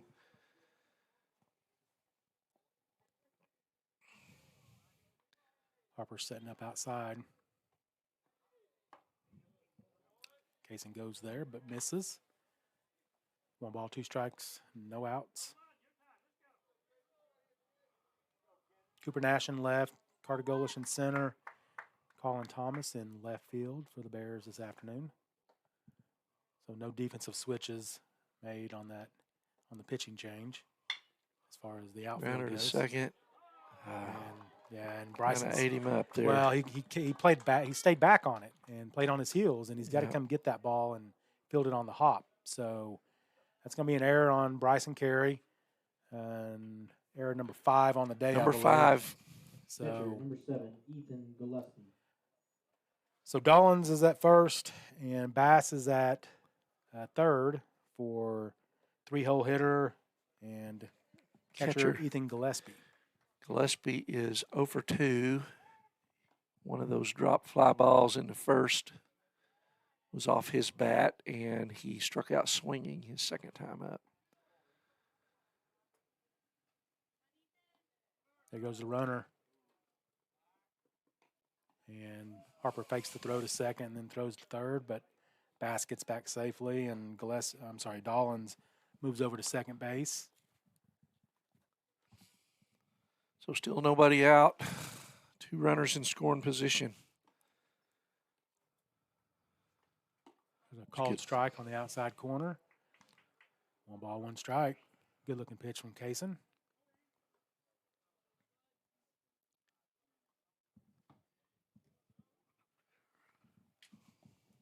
Here comes the pitch and misses outside. The curveball does.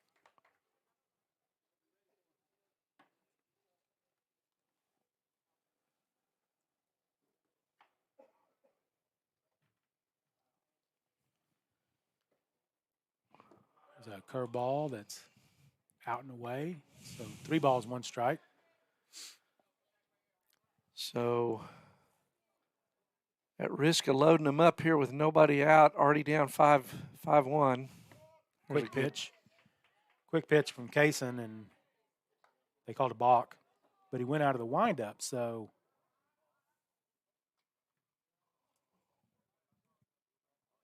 yeah, okay, I didn't think so. He threw out of the windup, Randy, and he doesn't have to come set or anything out of the windup. So they're gonna. I think they originally called balk, but they're now changing that call, and I think Kaysen caught him off guard because he was thrown out of the stretch, and then he went to the windup and quick pitched him and threw the curveball and got Gillespie swinging. So the McAlester head coach comes down, has a word with home plate umpire, and he's satisfied with the call. And let's see what Kaysen does here. Does he go back to the stretch, or does he, stay in the windup? So he's going to stay in the windup. So yeah. Oh, so they called no pitch. So count remains 3 balls and 1 strike. I'm not sure. Why would they have done that? I don't know. Did he call time, or did he give time? Maybe. Home plate up. Here's the pitch from Kaysen. Line drive, blisters in the left field corner. That's going to be a double for Gillespie and the 2 RBI double. So, and that ball he left it up, Randy. Boy, he smoked it. Gillespie just smoked it in the left field corner. So,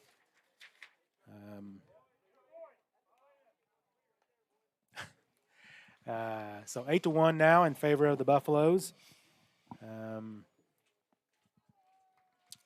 And still no outs. Gillespie will be the runner at second base. I think we got a pinch hitter here, Scott. Oh, is it? No, this is Gage Mullins. Number 24, Gage Mullins. No, I just didn't recognize the number. First baseman Mullins.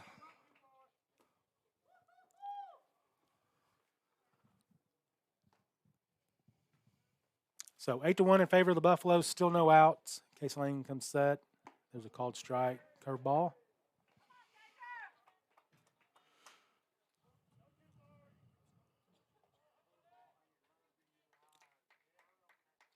Four runs in the first, 4 runs in the fifth for the Buffaloes today.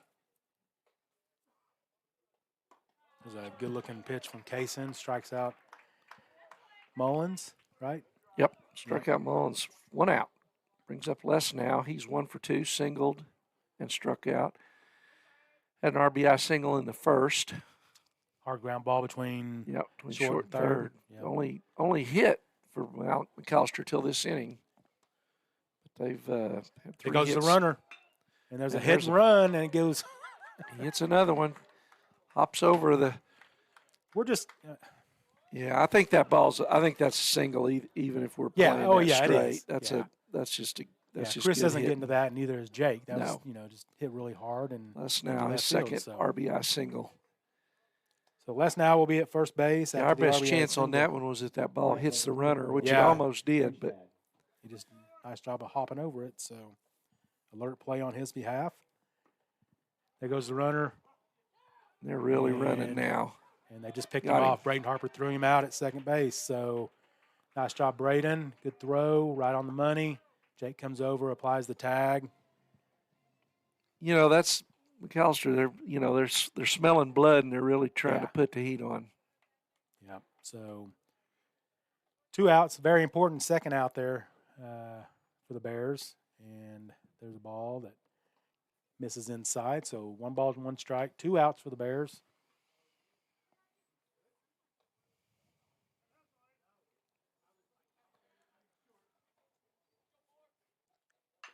There's a ground ball back to the pitcher that England Fields throws over to first base.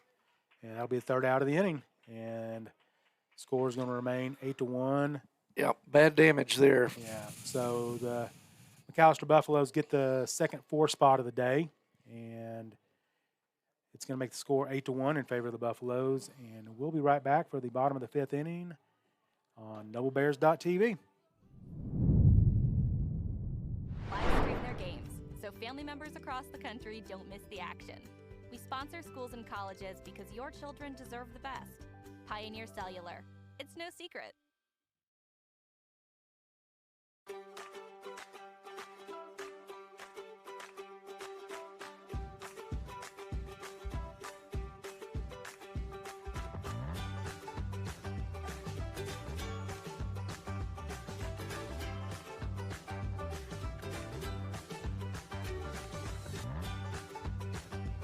Stream with Oklahoma's #1 high school streaming service, Squirtle.tv.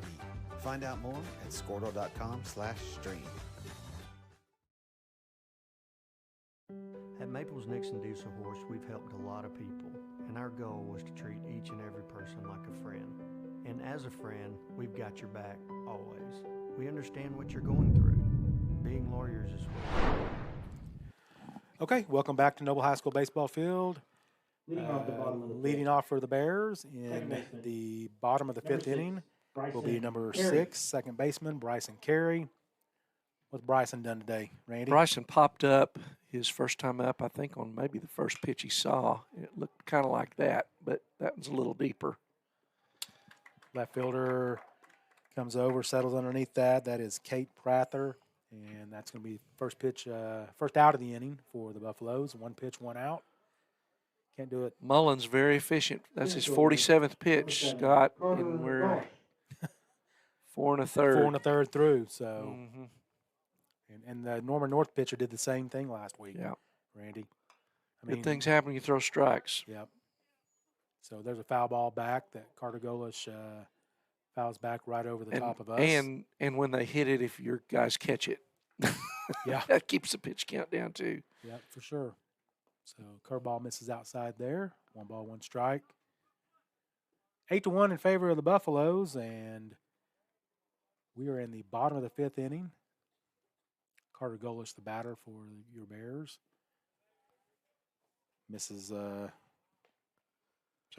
Mullins misses there with the curveball. So 2 balls, 1 strike, 1 out. And a foul ball down the first base line. It's going to get into over the first base dugout. So 2 balls, 2 strikes on Carter Golish. Need Carter to heat back up, Randy, and Carter get us started 0 for 2 here today. Struck out on a curveball his last time up. Flied out in the first. There's a ground ball that's going to go foul down the third base line. So Carter just not barreling it up today. 2 balls, 2 strikes, 1 out on the Bears here in the bottom of the 5th inning. Buffaloes lead 8-1. Put a 4 spot up in both the 1st and 5th innings. Benefited from 5 Bear errors. There's a fastball that Mullins misses outside with. So counts full on Carter Golish. Got to be a leadoff here and get on base. Find a way to get on base. And that's a fastball that misses outside for ball 4. Carter Golish hustles down, and the Buffalo fans didn't like the call, but it's the second walk issued today by Mullins. Clearly an outside pitch there. So Carter Golish is on base. Pitcher, number 10, Kason England. Kason England now the batter for the Bears. What's Kason done today, Randy? Kason has flied out and reached on an error, a drop fly ball. It's a fastball that misses down. 1 ball, no strikes. Mullins seems to be struggling a little bit here, Randy, in the bottom of the 5th, just throwing strikes. Turns on that, Kason does, and hits it towards the bus barn. Foul ball. 1 ball, 1 strike. 1 out.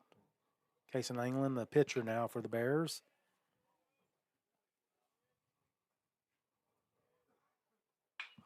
There's a line drive down the right field line. That's going to be extra bases, ladies and gentlemen. And Carter Golish is going to hustle over to third. And Kason England is going to have a stand-up double. And the Bears got something going here in the bottom of the 5th inning. Runners at second and third. And junior, number 18, Colin Fisher, the batter for the Bears. Braden Harper waiting on deck. So Colin has doubled in the first, and then he kind of popped up on the first pitch he saw. He got under both pitches. He needs to be a little patient here and see that ball a long time. Well, I think that's going to bring a visit from McAlester head coach out to Mullins.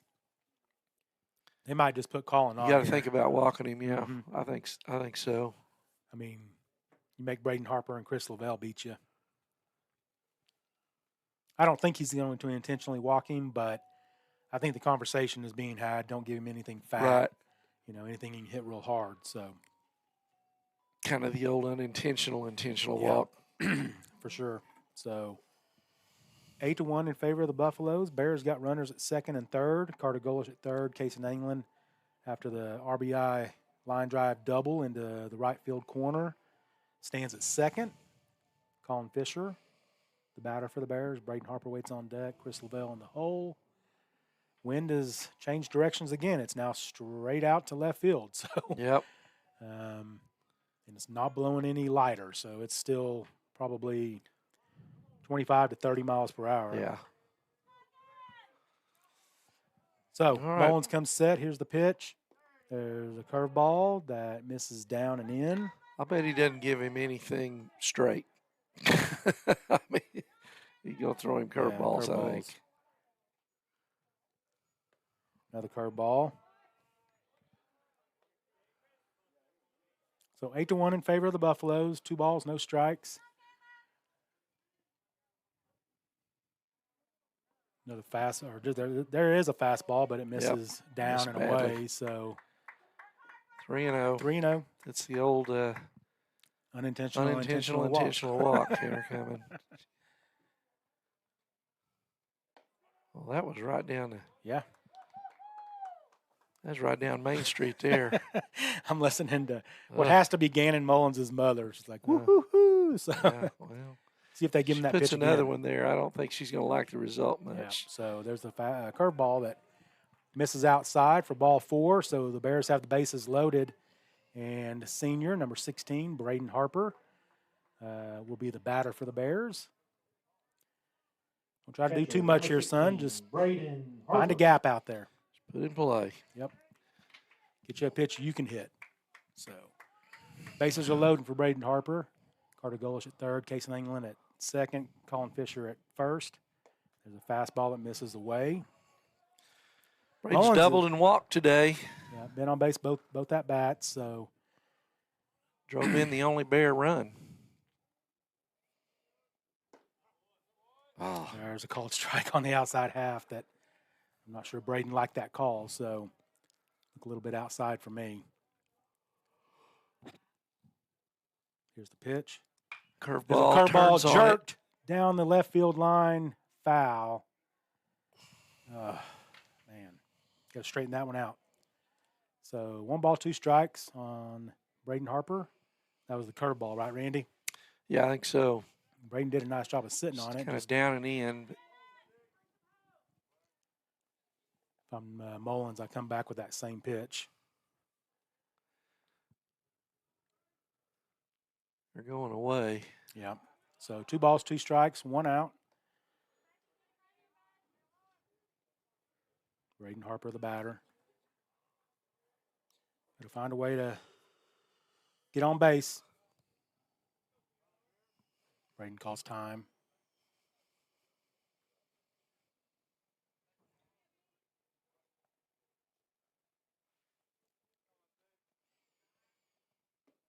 Fastball misses away, so counts full. Good at bat by Braden. Got to be patient here and get your pitch.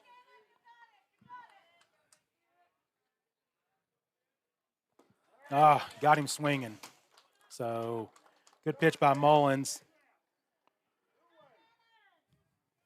2 down, brings up Chris Lovell. Chris is lined out and struck out, swinging. Got him on a big curve last time. Yep. So baseman, number 8, Chris Lavelle. It's a good opportunity for Bears to get back in this thing. Oh yeah. But got to come up with a hit.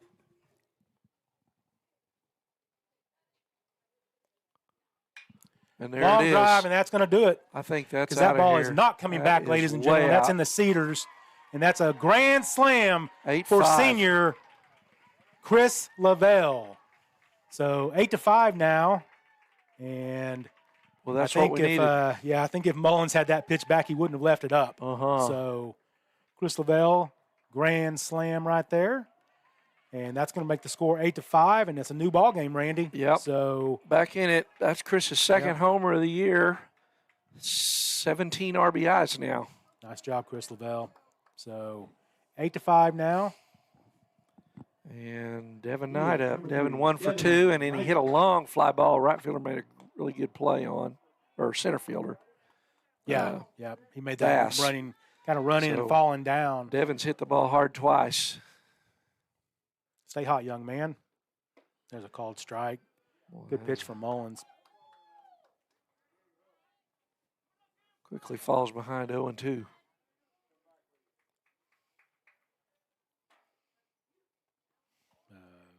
Curveball that makes it about 57 feet. Yep.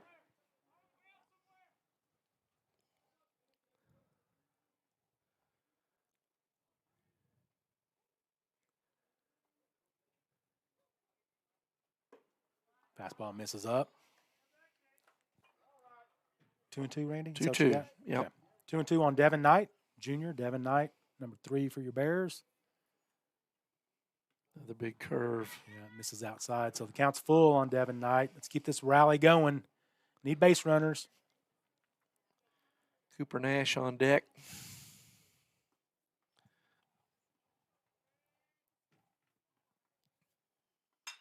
Line drive single another by. One. I tell you what, center fielder. Bass is a player. Yeah, Bass has taken 2 hits away from Devin Knight today. So Devin tips his cap to him as he makes his way around first base to Mr. Bass. But the Bears get a 4 spot on a grand slam by senior Chris Lavelle. And the score is now 8-5 in favor of the Buffaloes. And we'll be right back on NobleBears.tv. But it's not all that we are. We care. We'll stand beside you throughout the entire legal process, not just as lawyers, but as your friends. We are Maples, Nix, and Dieselhorst, and we are here to help.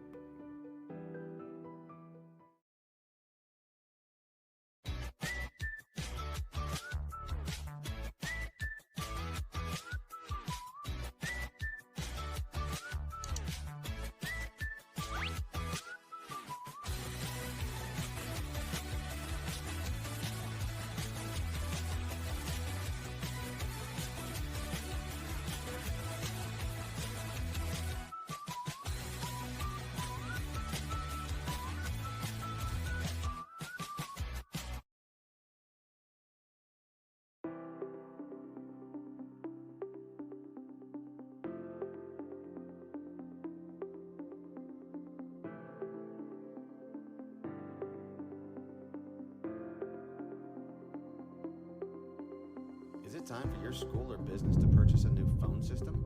Give the Vote right. Okay, welcome back to Noble, Oklahoma. Noble High School baseball field. The batter for the Buffaloes is going to be Trent Boatwright, number 8 for the Buffaloes, second baseman. Cason Anglin throwing for the Bears. He falls behind the count. 2 balls, no strikes. Seth Sam waits on deck. There's a line drive that's going to get into the gap and all the way to the wall. And Boatwright's going to have himself a double. So leadoff double for Boatwright into the left center field gap that gets all the way to the wall. And the Buffaloes have their leadoff runner at second base. Number 15, Seth Sam. Seth Sam will be the batter for the Buffaloes. And number 6, Gannon Mullins waits on deck, pitcher for the Buffaloes today. So 8-5 in favor of the Buffaloes with a leadoff runner on at second base. It's all yours, Randy. Buffalo's been hitting the ball hard the last 2 innings, Scott. They blistered that one there. That ball's low to Sam. Ball 1.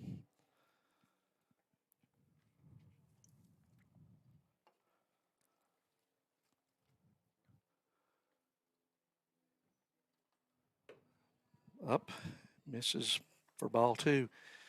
Yeah, fifth inning, both teams' bats kind of came alive there in the 5th.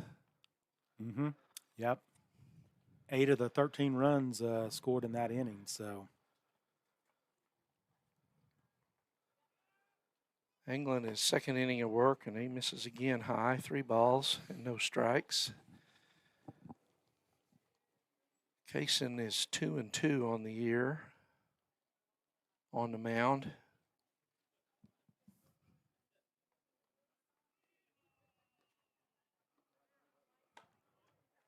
And he walks him on 4 pitches. So first and second, nobody out. Kaysen this is his 6th appearance, second relief appearance. He started 4 games, 2-2. Pitcher, number 6, Gannon Mullins. So Mullins drilled one. He hit a hard single off Kaysen in the last inning.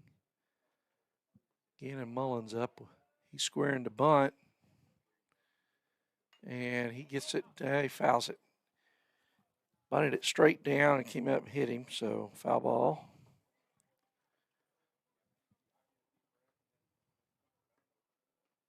Mullins a 9-hole hitter, back to the top of the order after him, Leighton Bass. So important out here.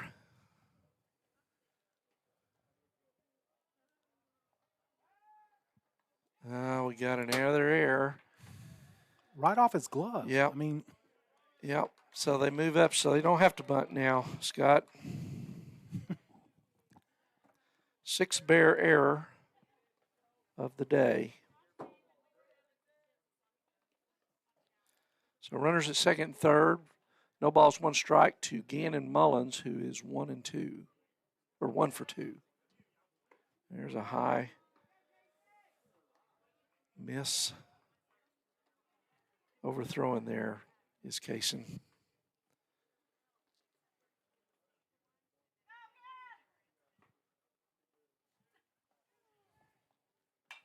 There's a good fastball, fouled back. 1 ball, 2 strikes. Strikeout be big right here. Yeah, that'd be huge. Get that first out of the inning, and need to really keep him from scratching another run across here. We fought ourselves back into it. We just can't let him out. 2-2. Curveball misses badly up.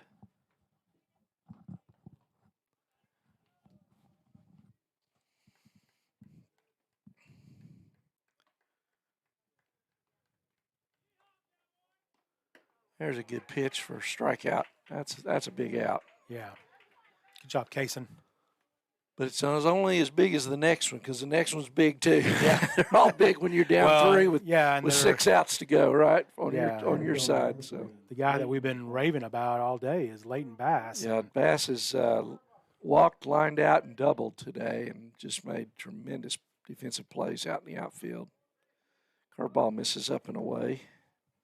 1 ball, no strikes. Braden and Chris will try to catch that guy sleeping at third base too, Randy, so keep an eye on that. I don't think they will, but it's a fastball that not really getting that far off. Just misses.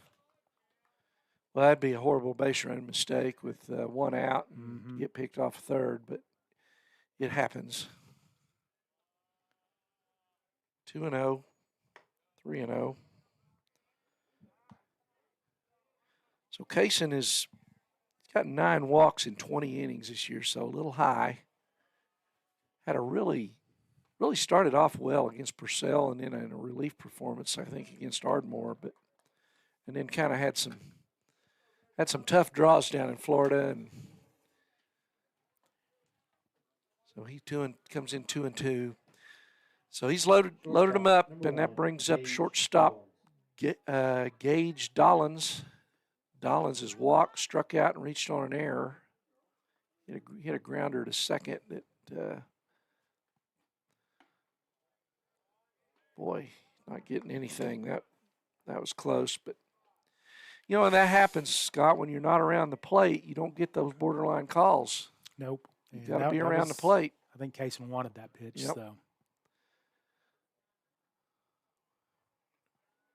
There's a grounder foul down the first base line. 1-1. 1 out. Buffalo's threatening to put some more distance between the Bears after a grand slam homer by Chris Lovell in the bottom of the 5th. Got the Bears kind of back within reach, but Buffalo's are. And there's a line drive base hit to right. That's going to drop. 1 run is in. They're sending the second run in. He's going to come in standing. Throw down to second, and they got him at second, but the damage is done. A 2-run single.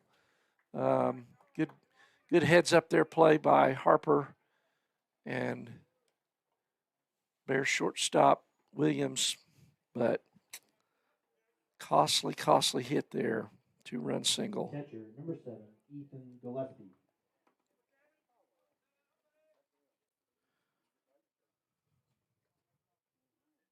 So it brings up Gillespie, and he ripped a bullet down the third base line his last time up. If I'm throwing to this kid, I'm not leaving anything up. 1 ball, no strikes.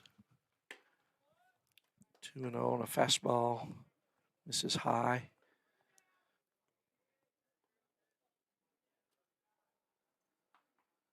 And he hits him. And another free base runner, Scotty. First and third, 2 out. Brings up Gage Mullins, first baseman. Cleanup hitter. Number 24, Gage Mullins. He has reached on an error on a fly ball, flew out, and struck out swinging his last time up.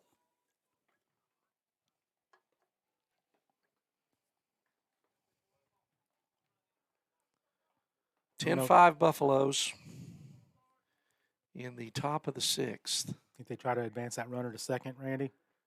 Well, 2 out. I don't know. There he goes. There he goes. Yep. Throw down. Not in time. Ball misses high for ball 1. So Kaysen struggling with his control. He's hit 43 pitches already, Scott. 21 strikes, 22 balls. So, just misses on a line drive down the left field line. Foul. 1 ball, 1 strike. So Kaysen has not had command today. And when he has thrown strikes, they've blistered it.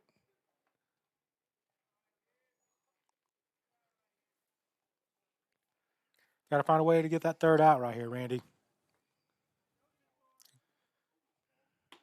There's a good pitch on the outside corner. 1 ball, 2 strikes.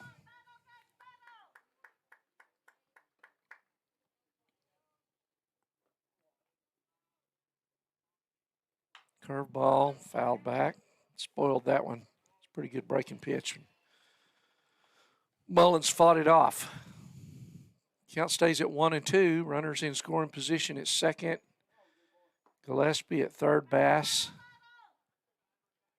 coming inside. There's a fly ball into left field. And Thomas is going back, and that is gone. Got it up in that wind. Cleanup hitter Gage Mullins with a 3-run homer. And that makes the Buffs go up 13-5 here in the top of the 6th.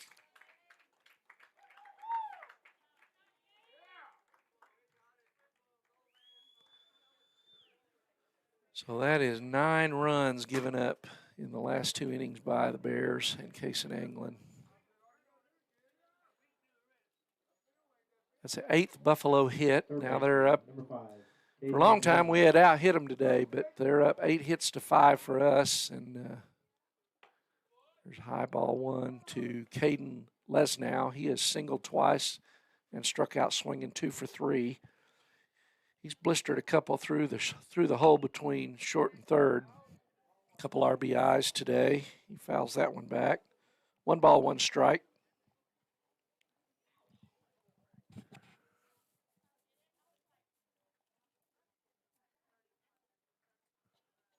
$13-5 Buffaloes. 2 out here in the top half of the 6th inning. Kaysen Anglin, the second Bear pitcher.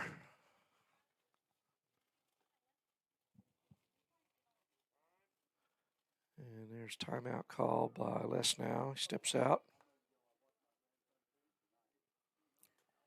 Well, and I can't help but notice, second weekend in a row we've given up 13 runs, Randy. Late. Yep. Late in the game. Last week we were up 5-3 and lost 13-5.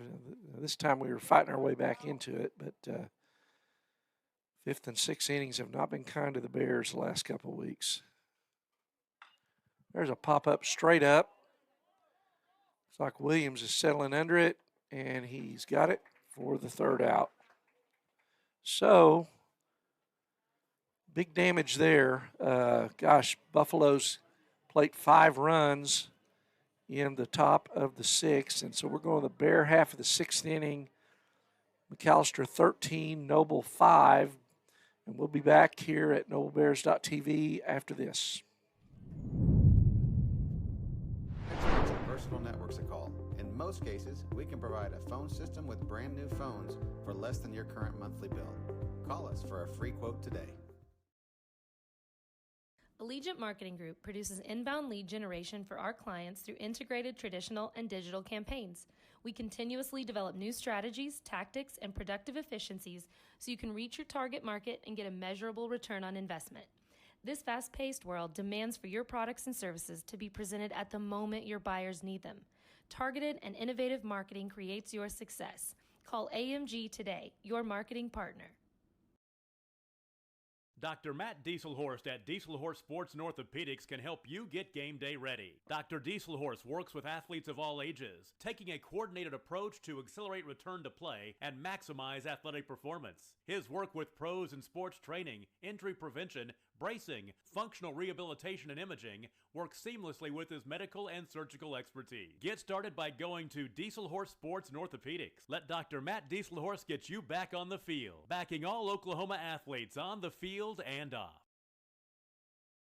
Support your school's booster club and get your business in front of thousands of potential customers. Talk about a win-win. Advertising packages start on this streaming station for less than $10 a game. Call 405-726-0835 or email adam@squirtle.com right now for more information. So we're back bottom of the 6th. McAlester Buffaloes lead the Bears 13-5, and Jackson Lowerman is the new Buffalo pitcher.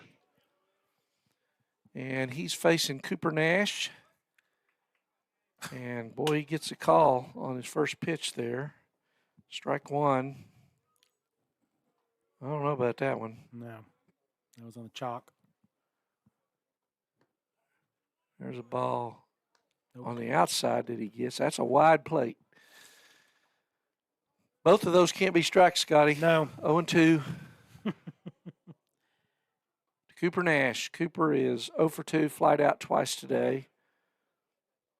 That bounced over the plate. That would bounce, and it bounced over at the knees. Surprised Is that he a, didn't call. yeah, I don't know. 1 ball, 2 strikes, the count. Let's go, Coop. Need base runners here. That ball's high and away.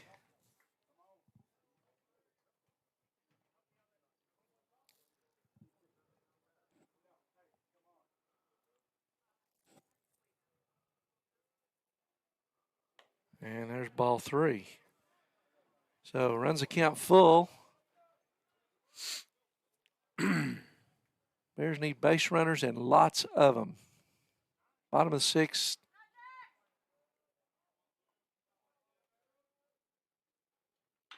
There's a ground ball to second base. Scooped up, fires to first for the out. Nice play there by Trent Boatwright, going way to his left. About a 3-hopper to retire Cooper Nash. Number 9, Jake Williams. Jake Williams up. Jake's grounded out, flied out. 0-for-2 today. Bears down to 5 outs. He takes inside for ball 1.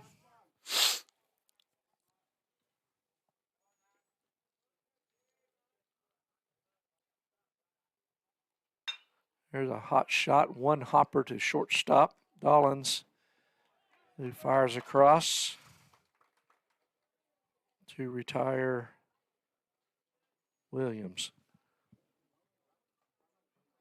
Bryson Carey up. Bryson is flied out, popped up twice, once to left and once to shallow left. So I think he's only seen 2 pitches today. He needs to see some more here. Yeah, he's got to be, obviously we can call him a freshman, but that's, he's played enough baseball. Got to be in a his little more life. patient. He does. Yep. He's got to see more pitches. So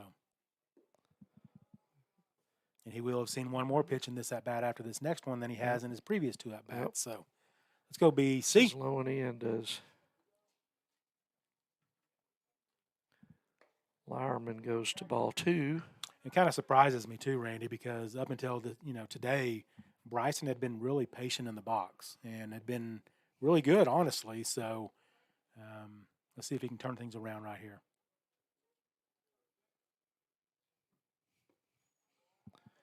He takes a low for ball 3, and I bet he has the take sign. I bet he does too. 3-0, 2 out in the bottom of the 6th. Looks like Jace Kelly warming up for the Bears. He'll probably come out and pitch the 7th. Here's in there for a call strike.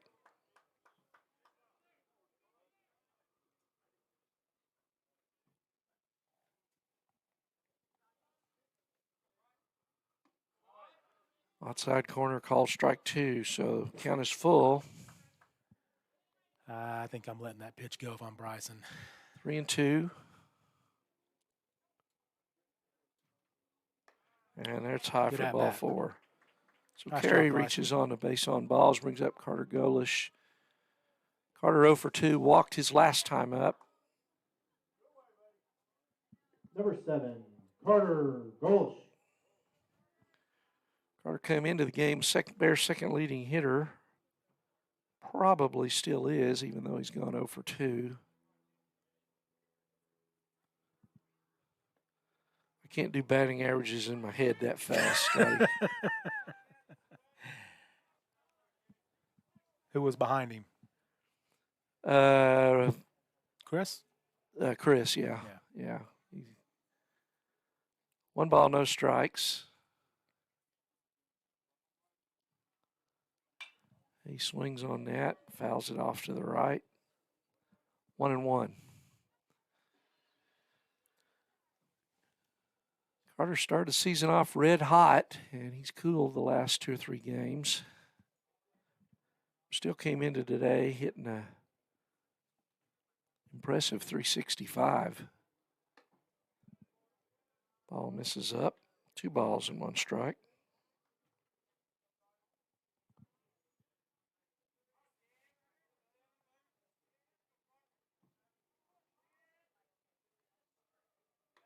There's ball's up and away. Bryson gets down to second base on a wild pitch.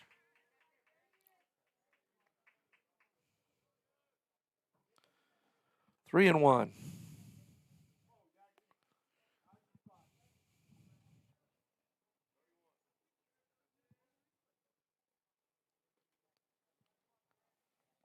You base runners, Carter. Let's go, kid.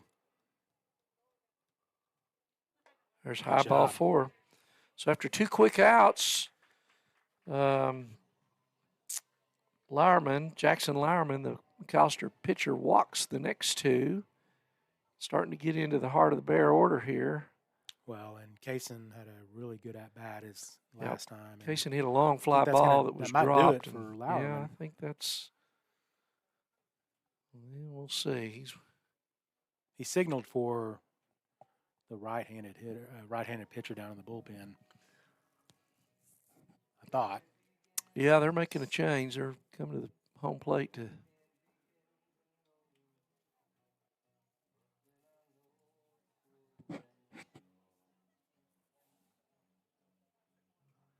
So 2 quick outs, and now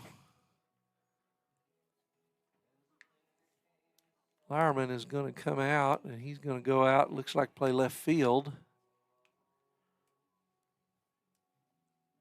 And number 15 is coming in to pitch, it looks like, and that's going to be Seth Sam, who has been the DH today. Left fielder Cale Prather will come out. I think he's going to go to third. Maybe. No?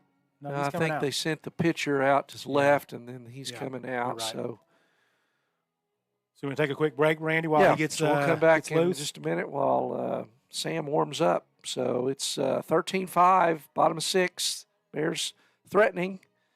And it's NobleBear.tv. We'll be back in a minute. It's no secret Pioneer Cellular cares about the students of our communities because we're in your communities with more retail locations than any other carrier in Western Oklahoma. It's no secret that we provide opportunities for students to learn remotely with distance learning plans and MiFi devices. We also help these schools live stream their games so family members across the country don't miss the action. We sponsor schools and colleges because your children deserve the best. Pioneer Cellular. It's no secret.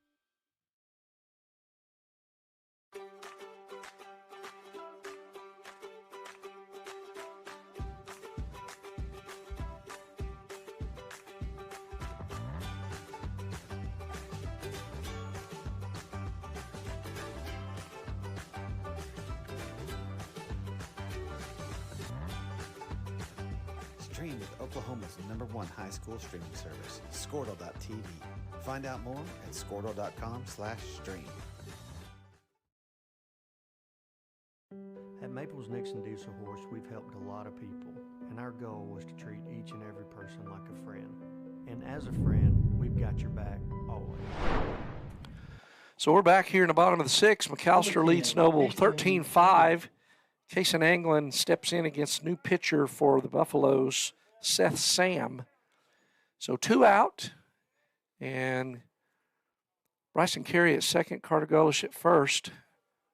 And first pitch to Cason Anglin is up for ball 1. Anglin is flied out, reached on an error, and doubled today. So 1 for 3. Ball's inside, just misses.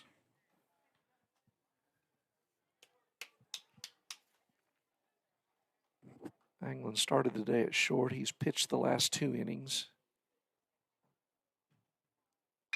And there's a ball hit into left field. Is it going to get down? It is. It's in the gap in left. Carey will score easily. Golish coming around third, and he's waved home. And a stand-up double, 2-run double for Cason Anglin. Went the other way with it, Randy. Yep. Haven't seen Cason do that in a while. Yeah, we've talked about he's got good pop the other way, and he split the outfielders perfectly there. That brings up Colin Fisher. 13-7 now. Buffaloes. 2 out. Colin Fisher. Colin has doubled, flied out, and walked today in 3 plate appearances. Seth Sam comes set and delivers, and that ball's in the dirt for ball 1.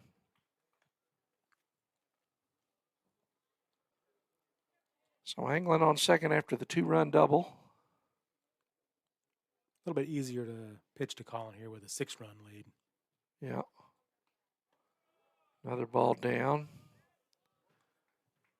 Sam behind 2-0. So the first 2 outs of the inning here came pretty easily for McAlster's reliever, but Jackson Lauer. Yes, Lauerman. But he walked the next 2 and got pulled, and I think Colin went around on that one. 2 balls, 1 strike. So it's 3 balls in the dirt, and Colin chased that last one. He's a little anxious.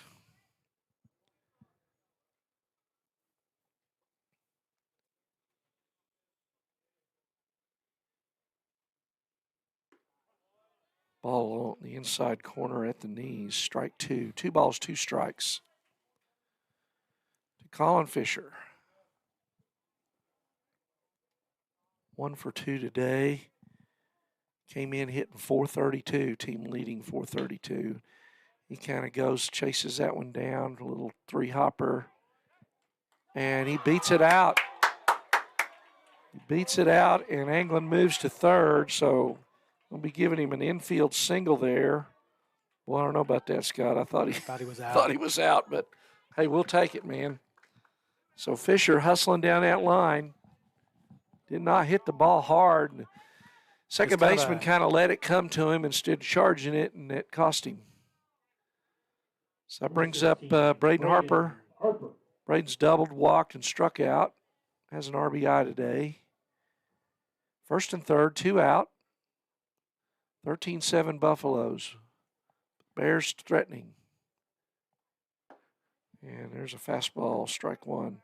Sam throwing a little harder than the other pitchers Yeah. the Buffs have had today. Yeah. He got that one. Had a little juice on that.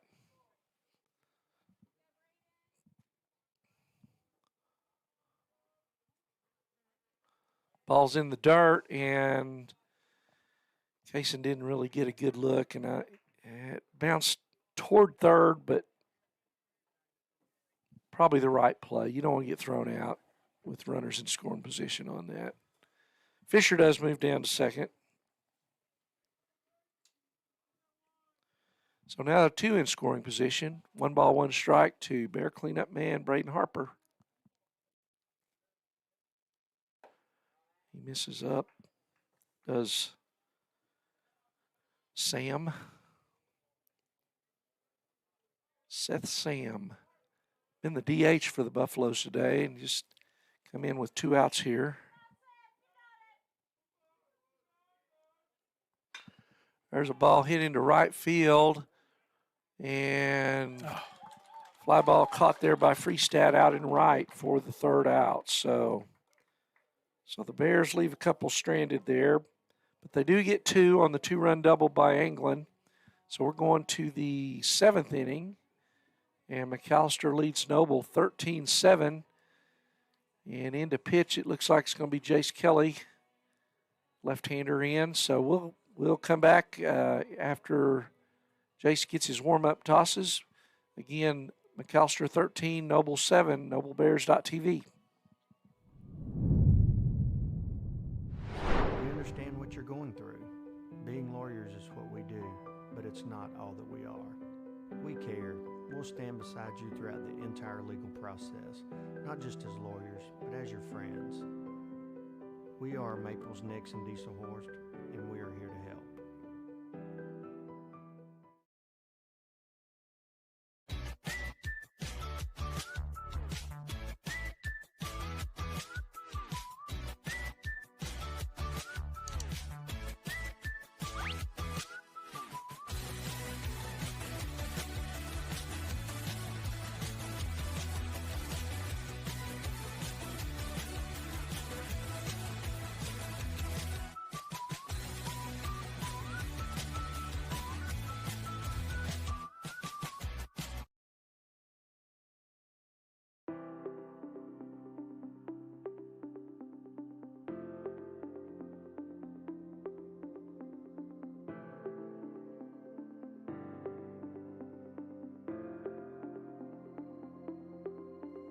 Is it time for your school or business to purchase a new phone system? Give the experts at Versatile Networks a call. In most cases, we can provide a phone system with brand new phones for less than your current monthly bill. Call us for a free quote today. Okay, welcome back, everybody. We are headed to the top of the 7th inning.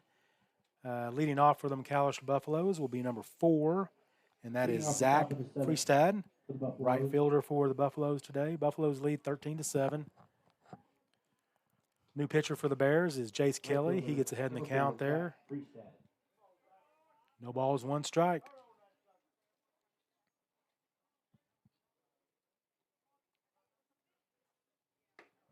Misses up top there, so 1 ball, 1 strike to Jace Kelly. Or for Jace Kelly. It's Jace's 5th appearance this year on the mound. Good looking pitch from Jace as Freestad swings through that. So Jace is ahead, 1 ball, 2 strikes. A long fly ball in the left field that Colin Thomas just watches it fly over the left field wall. So home run number 2 on the day for the Buffaloes. And Jace, after looking really good on the first 3 or 4 pitches of that at bat, leaves one, hangs it, and the young man Freestad just deposits it in left field over the fence. So second Buffalo homer, 3rd of the day. Chris Lovell had 1 as well. Trent Boatwright is now the batter for the Buffaloes. Chase gets ahead, no balls, 1 strike. But right, 1 for 3 today, doubled his last time up.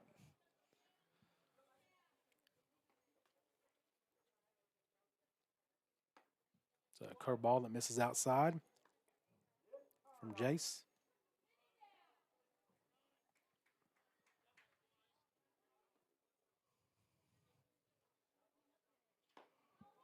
Another curveball that misses outside, so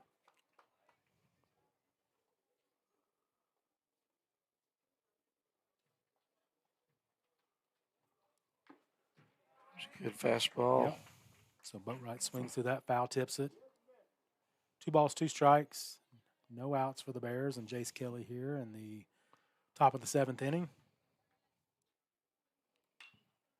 So fly ball down the right field line that Bryson Carey just, yeah, I mean, the wind.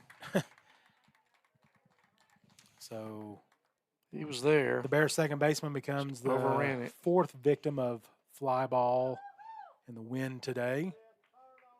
So Boatwright will reach first on an error, Randy? What do you think? Yeah, I kind of think so. I mean, he was there. He just overran it. Batter for the Buffaloes will be Seth Sam. He puts a charge into that one into the gap, and Carter Golish hustles over and fields it, gets it back in quickly, but that's going to be a double for Sam. And Boatwright stops at third. Yeah, Boatwright stops at third. So runners at second and third for the Buffaloes. And batting for the Buffaloes now will be number 9, and that is Jackson Lauerman. Lauerman came in for the starting pitcher, Mullins, Gannon Mullins. So this is his first at bat. Nobody out.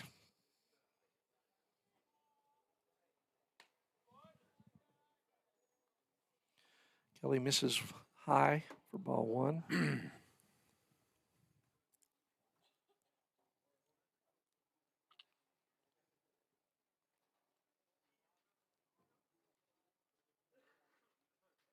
There's a wild pitch that gets back to the. Got a good bounce. Yeah, he threw it wild enough that it hit the wall on the fly, Scott. So, and Boatwright didn't even think about coming home. No. So 2-0. Sam at second, Boatwright at third for the Buffaloes. They lead 14-7. There's a called strike.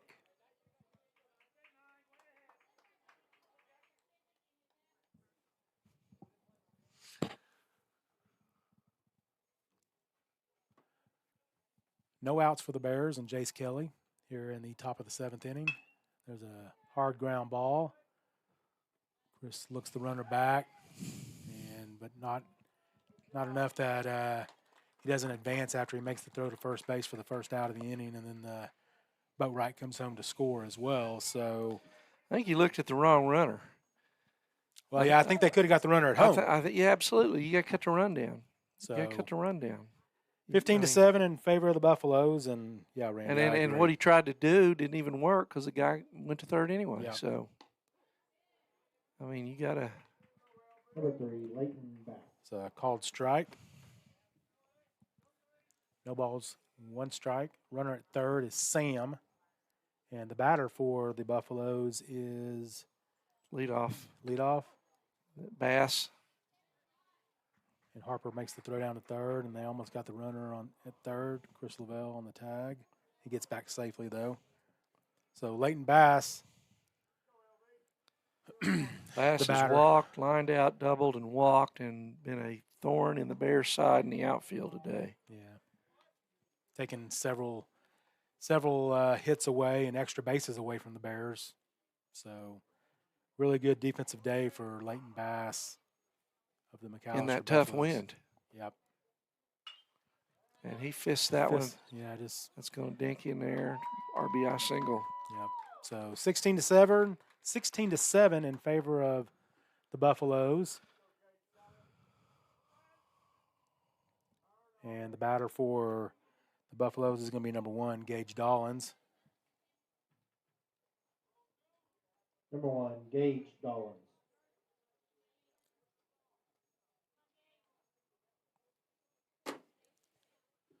Chase comes set, checks the runner. Here's the pitch. Called strike.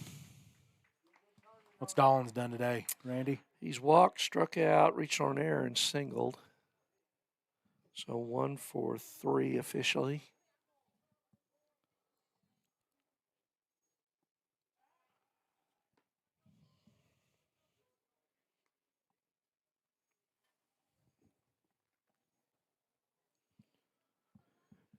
Scored a couple runs, driven in a couple.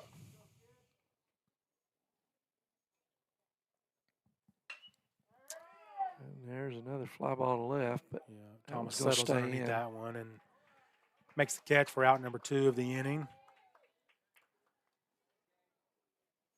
And that's going to bring Ethan Gillespie to the plate for the Buffaloes, the catcher for McAlester.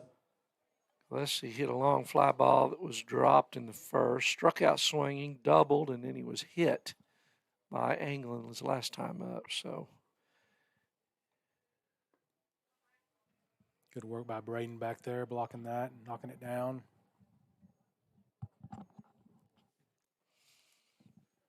One ball, no strikes. 2 outs for Chase Kelly and the Bears. Here's the pitch, called strike.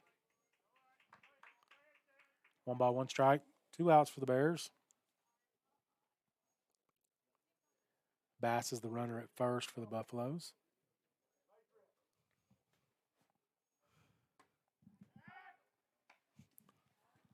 The ball that misses outside, and then Harper throws down to first, trying to keep Bass close. Bass gets back safely. 2 balls, 1 strike.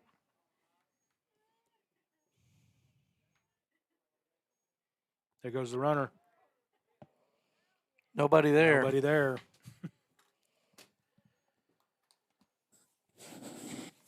So that doesn't go down as an error, but that's an error. That's a mental error. Yep. We got caught asleep. I mean, okay. Bass at second base for the Buffaloes. Chase Kelly, 2 balls, 2 strikes, 2 outs. It's a ball that misses in. Count goes to full. Number 24 for the Buffaloes waits on deck, and that is Gage Mullins. Mullins put one over the cedar trees and left his last time up. So I'd rather not face him again. It's a foul ball by Gillespie.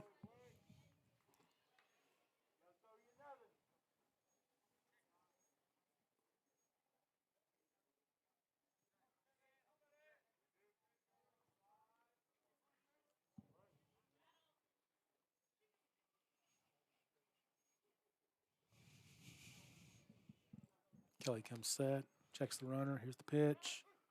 Called third strike for out number 3. Curve ball there. Yeah, good looking curve ball from Jace. So, but the Buffaloes get 2 more, right? Yeah. Yes, 2 more. 3 runs. They got 3 runs. Okay. So get 3 runs to make it 16-7 in favor of the Buffaloes. We'll go to the bottom of the 7th inning, and we will be right back on NobleBears.tv. Marketing Group produces inbound lead generation for our clients through integrated traditional and digital campaigns. We continuously develop new strategies, tactics, and productive efficiencies so you can reach your target market and get a measurable return on investment. This fast-paced world demands for your products and services to be presented at the moment your buyers need them. Targeted and innovative marketing creates your success. Call AMG today, your marketing partner. Dr. Matt Dieselhorst at Dieselhorst Sports and Orthopedics can help you get game day ready. Dr. Dieselhorst works with athletes of all ages, taking a coordinated approach to accelerate return to play and maximize athletic performance. His work with pros in sports training, injury prevention, bracing, functional rehabilitation, and imaging works seamlessly with his medical and surgical expertise. Get started by going to Dieselhorst Sports and Orthopedics. Let Dr. Matt Dieselhorst get you back on the field, backing all Oklahoma athletes on the field and off.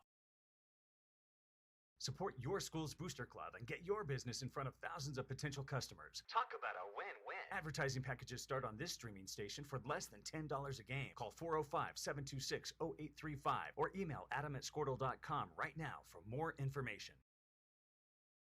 It's no secret Pioneer Cellular cares about the students of our communities because we're in. Okay, welcome back to Noble. We are back for the Noble Bear half of the 7th inning, so the bottom of the 7th. Chris Lavelle will lead off for the Bears. What's Chris done today except for Chris, 1 for 3. He lined out to the pitcher in the first, struck out swinging, and then he hit a grand slam home run. It got us back in the ball game for pulled us within 8-5, right? Till McAlester got to bat again. Yeah. So at this point, we just need base runners, so be a leadoff Chris Lavelle. There's a ball that misses up high. 1 ball, no strikes.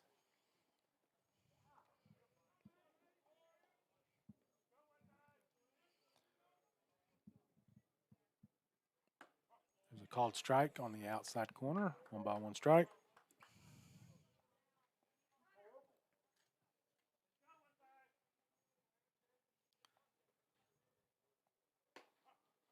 Ugh. That ball's out. That's out, but got the call there. Got the call, so 1 and 1 2. ball, 2 strikes. Sam, the pitcher for the McAlester Buffaloes, number 15. There's a pitch that gets off the catcher Gillespie's shin guard, shoots over towards first base, so count it's a ball. 2 balls, 2 strikes, no outs.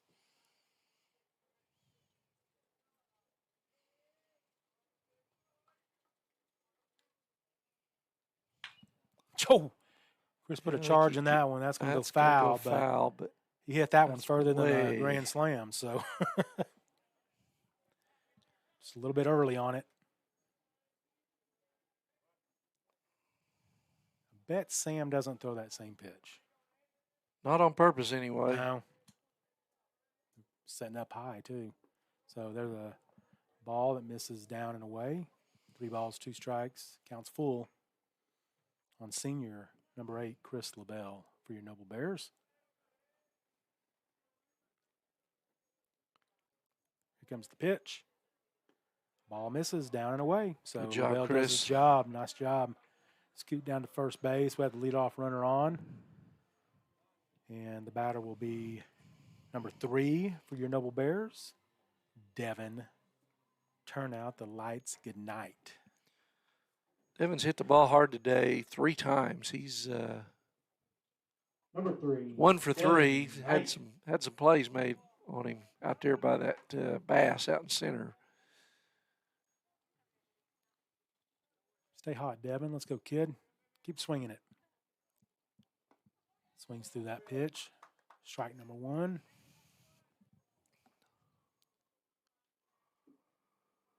No balls, 1 strike on Devin Knight. Chris Lavelle at first base. It's a foul ball back over the first base dugout. So 1 ball, 1 strike. Right? Yep. 0-2. 0-2. 0-2, I'm sorry. Swing and a miss and a foul ball.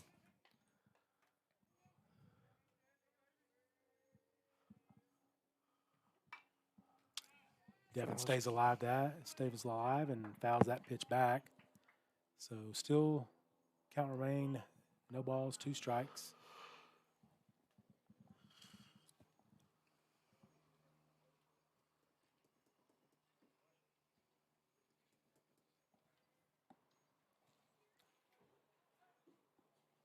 Chris Lavelle at first base. Here comes the pitch from Sam. Gets away from the catcher, but Lavelle's not able to advance. Just another mental error. And he's got to be at second base there. Ball got far enough away. And that's on. Okay. Anyway, here's the pitch from Sam. Misses away. 2 balls, 2 strikes.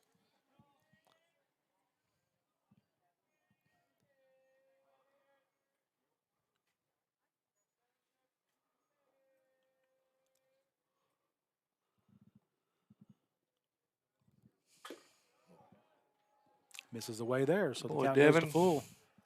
Good at bat by Devin Knight.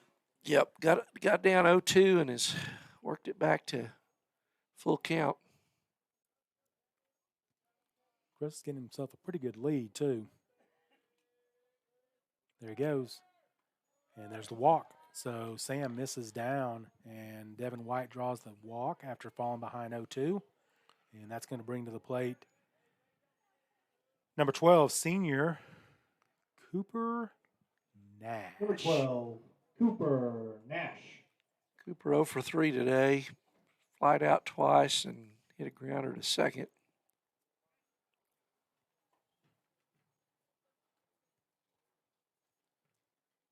Be a good time for Cooper to get on the board with his first hit of the day. Yep. Can't imagine them trying to bunt here. No, can't give up outs. There's a line drive into center, and there's Leighton Bass again. Can we just get 3 of him? It wouldn't be a bad thing, right? I'll tell you, he's a player. Line drive to the center fielder. That Leighton Bass comes up and wind hadn't bothered him today. Nope. Scott. Nope. Number 9. He makes the nice catch. So first out of the inning. Cooper Nash goes down. And Jake Williams will be the batter. Number 9 for your Noble Bears. Jake's 0 for 3 today. So a called strike on the outside corner for Sam. I'm sorry, 0 for 3? 0 for 3, Okay. yeah. Ground out, fly out, ground out. So let's go, Jake. If I remember correctly, he hit the ball hard last time at the shortstop.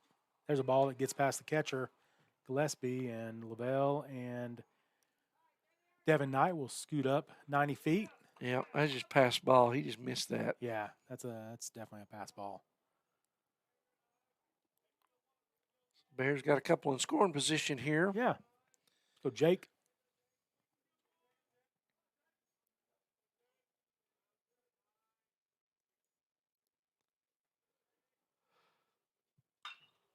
The hard ground ball to the first baseman. They're going to come home and trying to get Chris. They got him.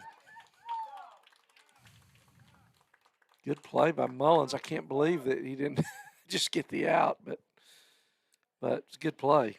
Yeah, you kind of. He was out. I know Coach Hughes just coming down to argue, but he was out. You got a 9-run lead. Your plays at first base right there, right? Because right. that run doesn't hurt you. So, but regardless, the first baseman fields it, throws home. Lavelle goes home from third and is tagged out at home for the second out of the inning, and that'll bring to the plate. And obviously, Jake is safe at first on the fielder's choice. And Bryson Carey fists one into left field for an RBI single, and Devin Knight will score. And that's going to make the score 16-8 in favor of the McAlester Buffaloes. And that'll get us to turn the lineup over and get us back to Carter Golish. Carter's 4 plate appearances. He's walked twice today, 0 for 2. Number 7, Carter Golish.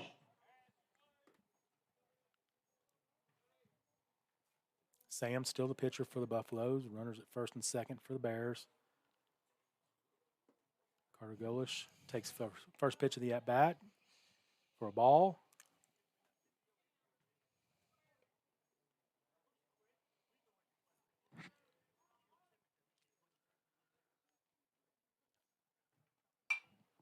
So a foul ball back over the first base dugout into the Bear baseball parking lot. 1 ball, 1 strike. 2 outs for the Buffaloes here in the bottom of the 7th. Jake Williams at second. And Bryson Carey after the RBI single to left field at first. It's a ball that misses down and away on the breaking ball. So 2 balls, 1 strike.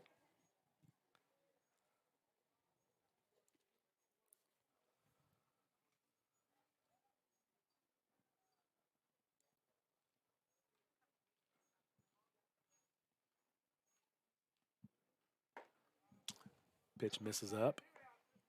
3 balls, 1 strike, 2 outs for Sam and the Buffaloes. Carter Golish. Just need base runners, young man. Let's go. Keep this rally going.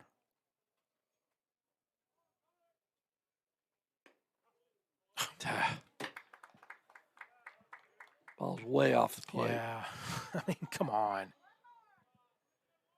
Count's full, so runners will be moving. On the pitch. Here's the pitch. Runners move. Foul ball right back at us that catches the pole before it is able to get here. Casey England hustles over, retrieves the foul ball.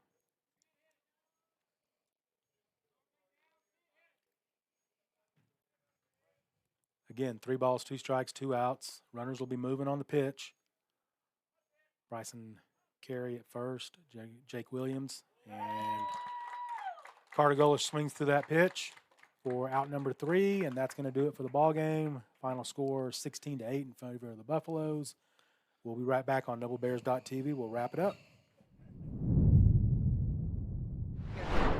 With more retail locations than any other carrier in Western Oklahoma. It's no secret that we provide opportunities for students to learn remotely with distance learning plans and MiFi devices. We also help these schools live stream their games, so family members across the country don't miss the action. We sponsor schools and colleges because your children deserve the best. Pioneer Cellular. It's no secret.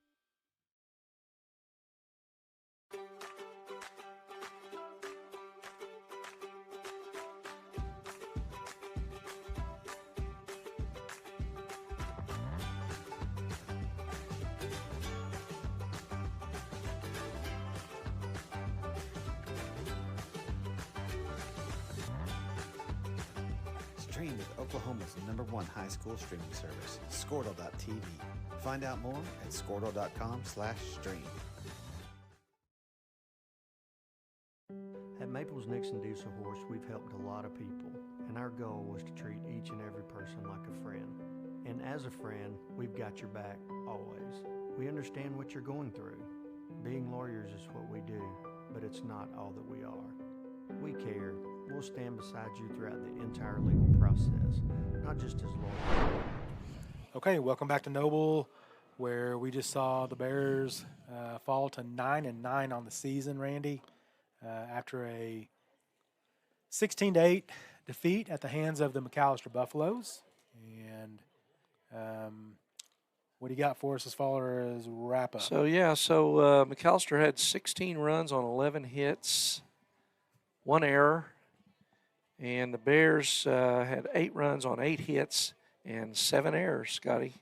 7 errors. 7 errors. How many hits? Think, 8 hits. So we had one more hit than we had errors? Yes, 1 more run than we had errors. Making sure I heard that correctly. Bears left 8 men on base as well. McAlester only left 2 on. So Buffaloes, jumped out early with the help of some really poor defense again in the first inning and got up 4-0, and then Bears were just pressing the entire day to get back in the game. Got back in it, and then McAlester really started hitting the ball after Lovell left out on a kind of high pitch count again. But 16 runs for the Buffaloes, and Chris Lovell had a grand slam, got us back in the ball game there in the 5th, I believe it was. But in the 5th. But McAlester answered with 5 runs in the top of the 6th, and that was pretty much the ball game. Yeah. So bright spots for the Bears. Chris, obviously, with the grand slam. Yep. Pitched well. I mean, gave up, Chris 2 hits? Pitched well, gave up 2 hits. Still like to get his pitch count down. Yep. But he threw the ball well, especially after he settled in. Walked the first 2 batters. So even with the 3 drop fly balls in the first inning, 2 of those runs were earned because they had a hit and then he walked 2. Mm-hmm. So, but still, But if we make those catches, then you make those catches, you're out of the inning, and you probably don't score, and it's nothing. Nothing. So and then probably we go ahead. We take the lead in the bottom of the you may go into that 5th inning with the Bears up 1-0 if you take away if you play defense in the first. And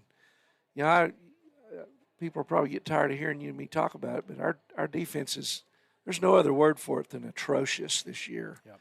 47 errors now in 18 games. There's little league teams that don't do that, Scott. Yeah, I mean, you're just not going to win games like that. So we really got to turn it on here. And I tell you what, we got a tough task this afternoon with Deer Creek.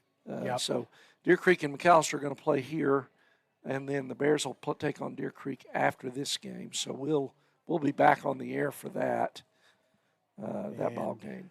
Looks like it's 2:00 now, so I would imagine 4:35. Game time probably start around 4:30. 4:35. We'll probably go live a little before that. Yeah, and then obviously it depends on the outcome of this game. Right. I mean, Deer Creek's a very good team, but McAlester just showed that they're a very good team as well. They're scrappy, so, yeah. So, anyway, anything else, Randy, before we call it good? Nope. I think we'll come back and see if Coach Hughes is. I'm sure there's a do better talk coming, and we'll see if it works. Yep.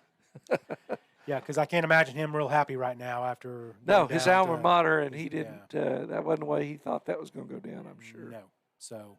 Nor was it the way it should have. Congratulations to the Buffaloes. Yep. They played well. So, but the Bears have to be better defensively. That's all there is to it.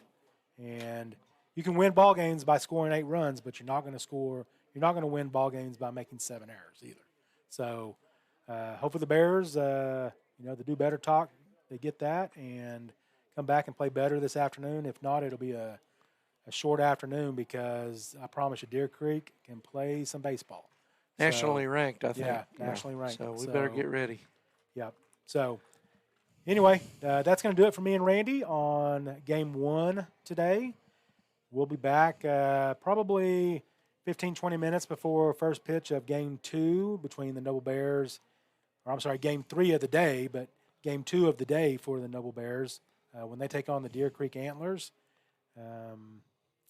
here later on around 4:30, 5 o'clock. So, certainly come back and join us. We appreciate it very much. Thanks for tuning in, everybody. For Randy Kersey, I am Scott Harper on NobleBears.tv. We'll talk to you guys in a little while. As your friends, we are Maples, Nix, and Diesel Horst.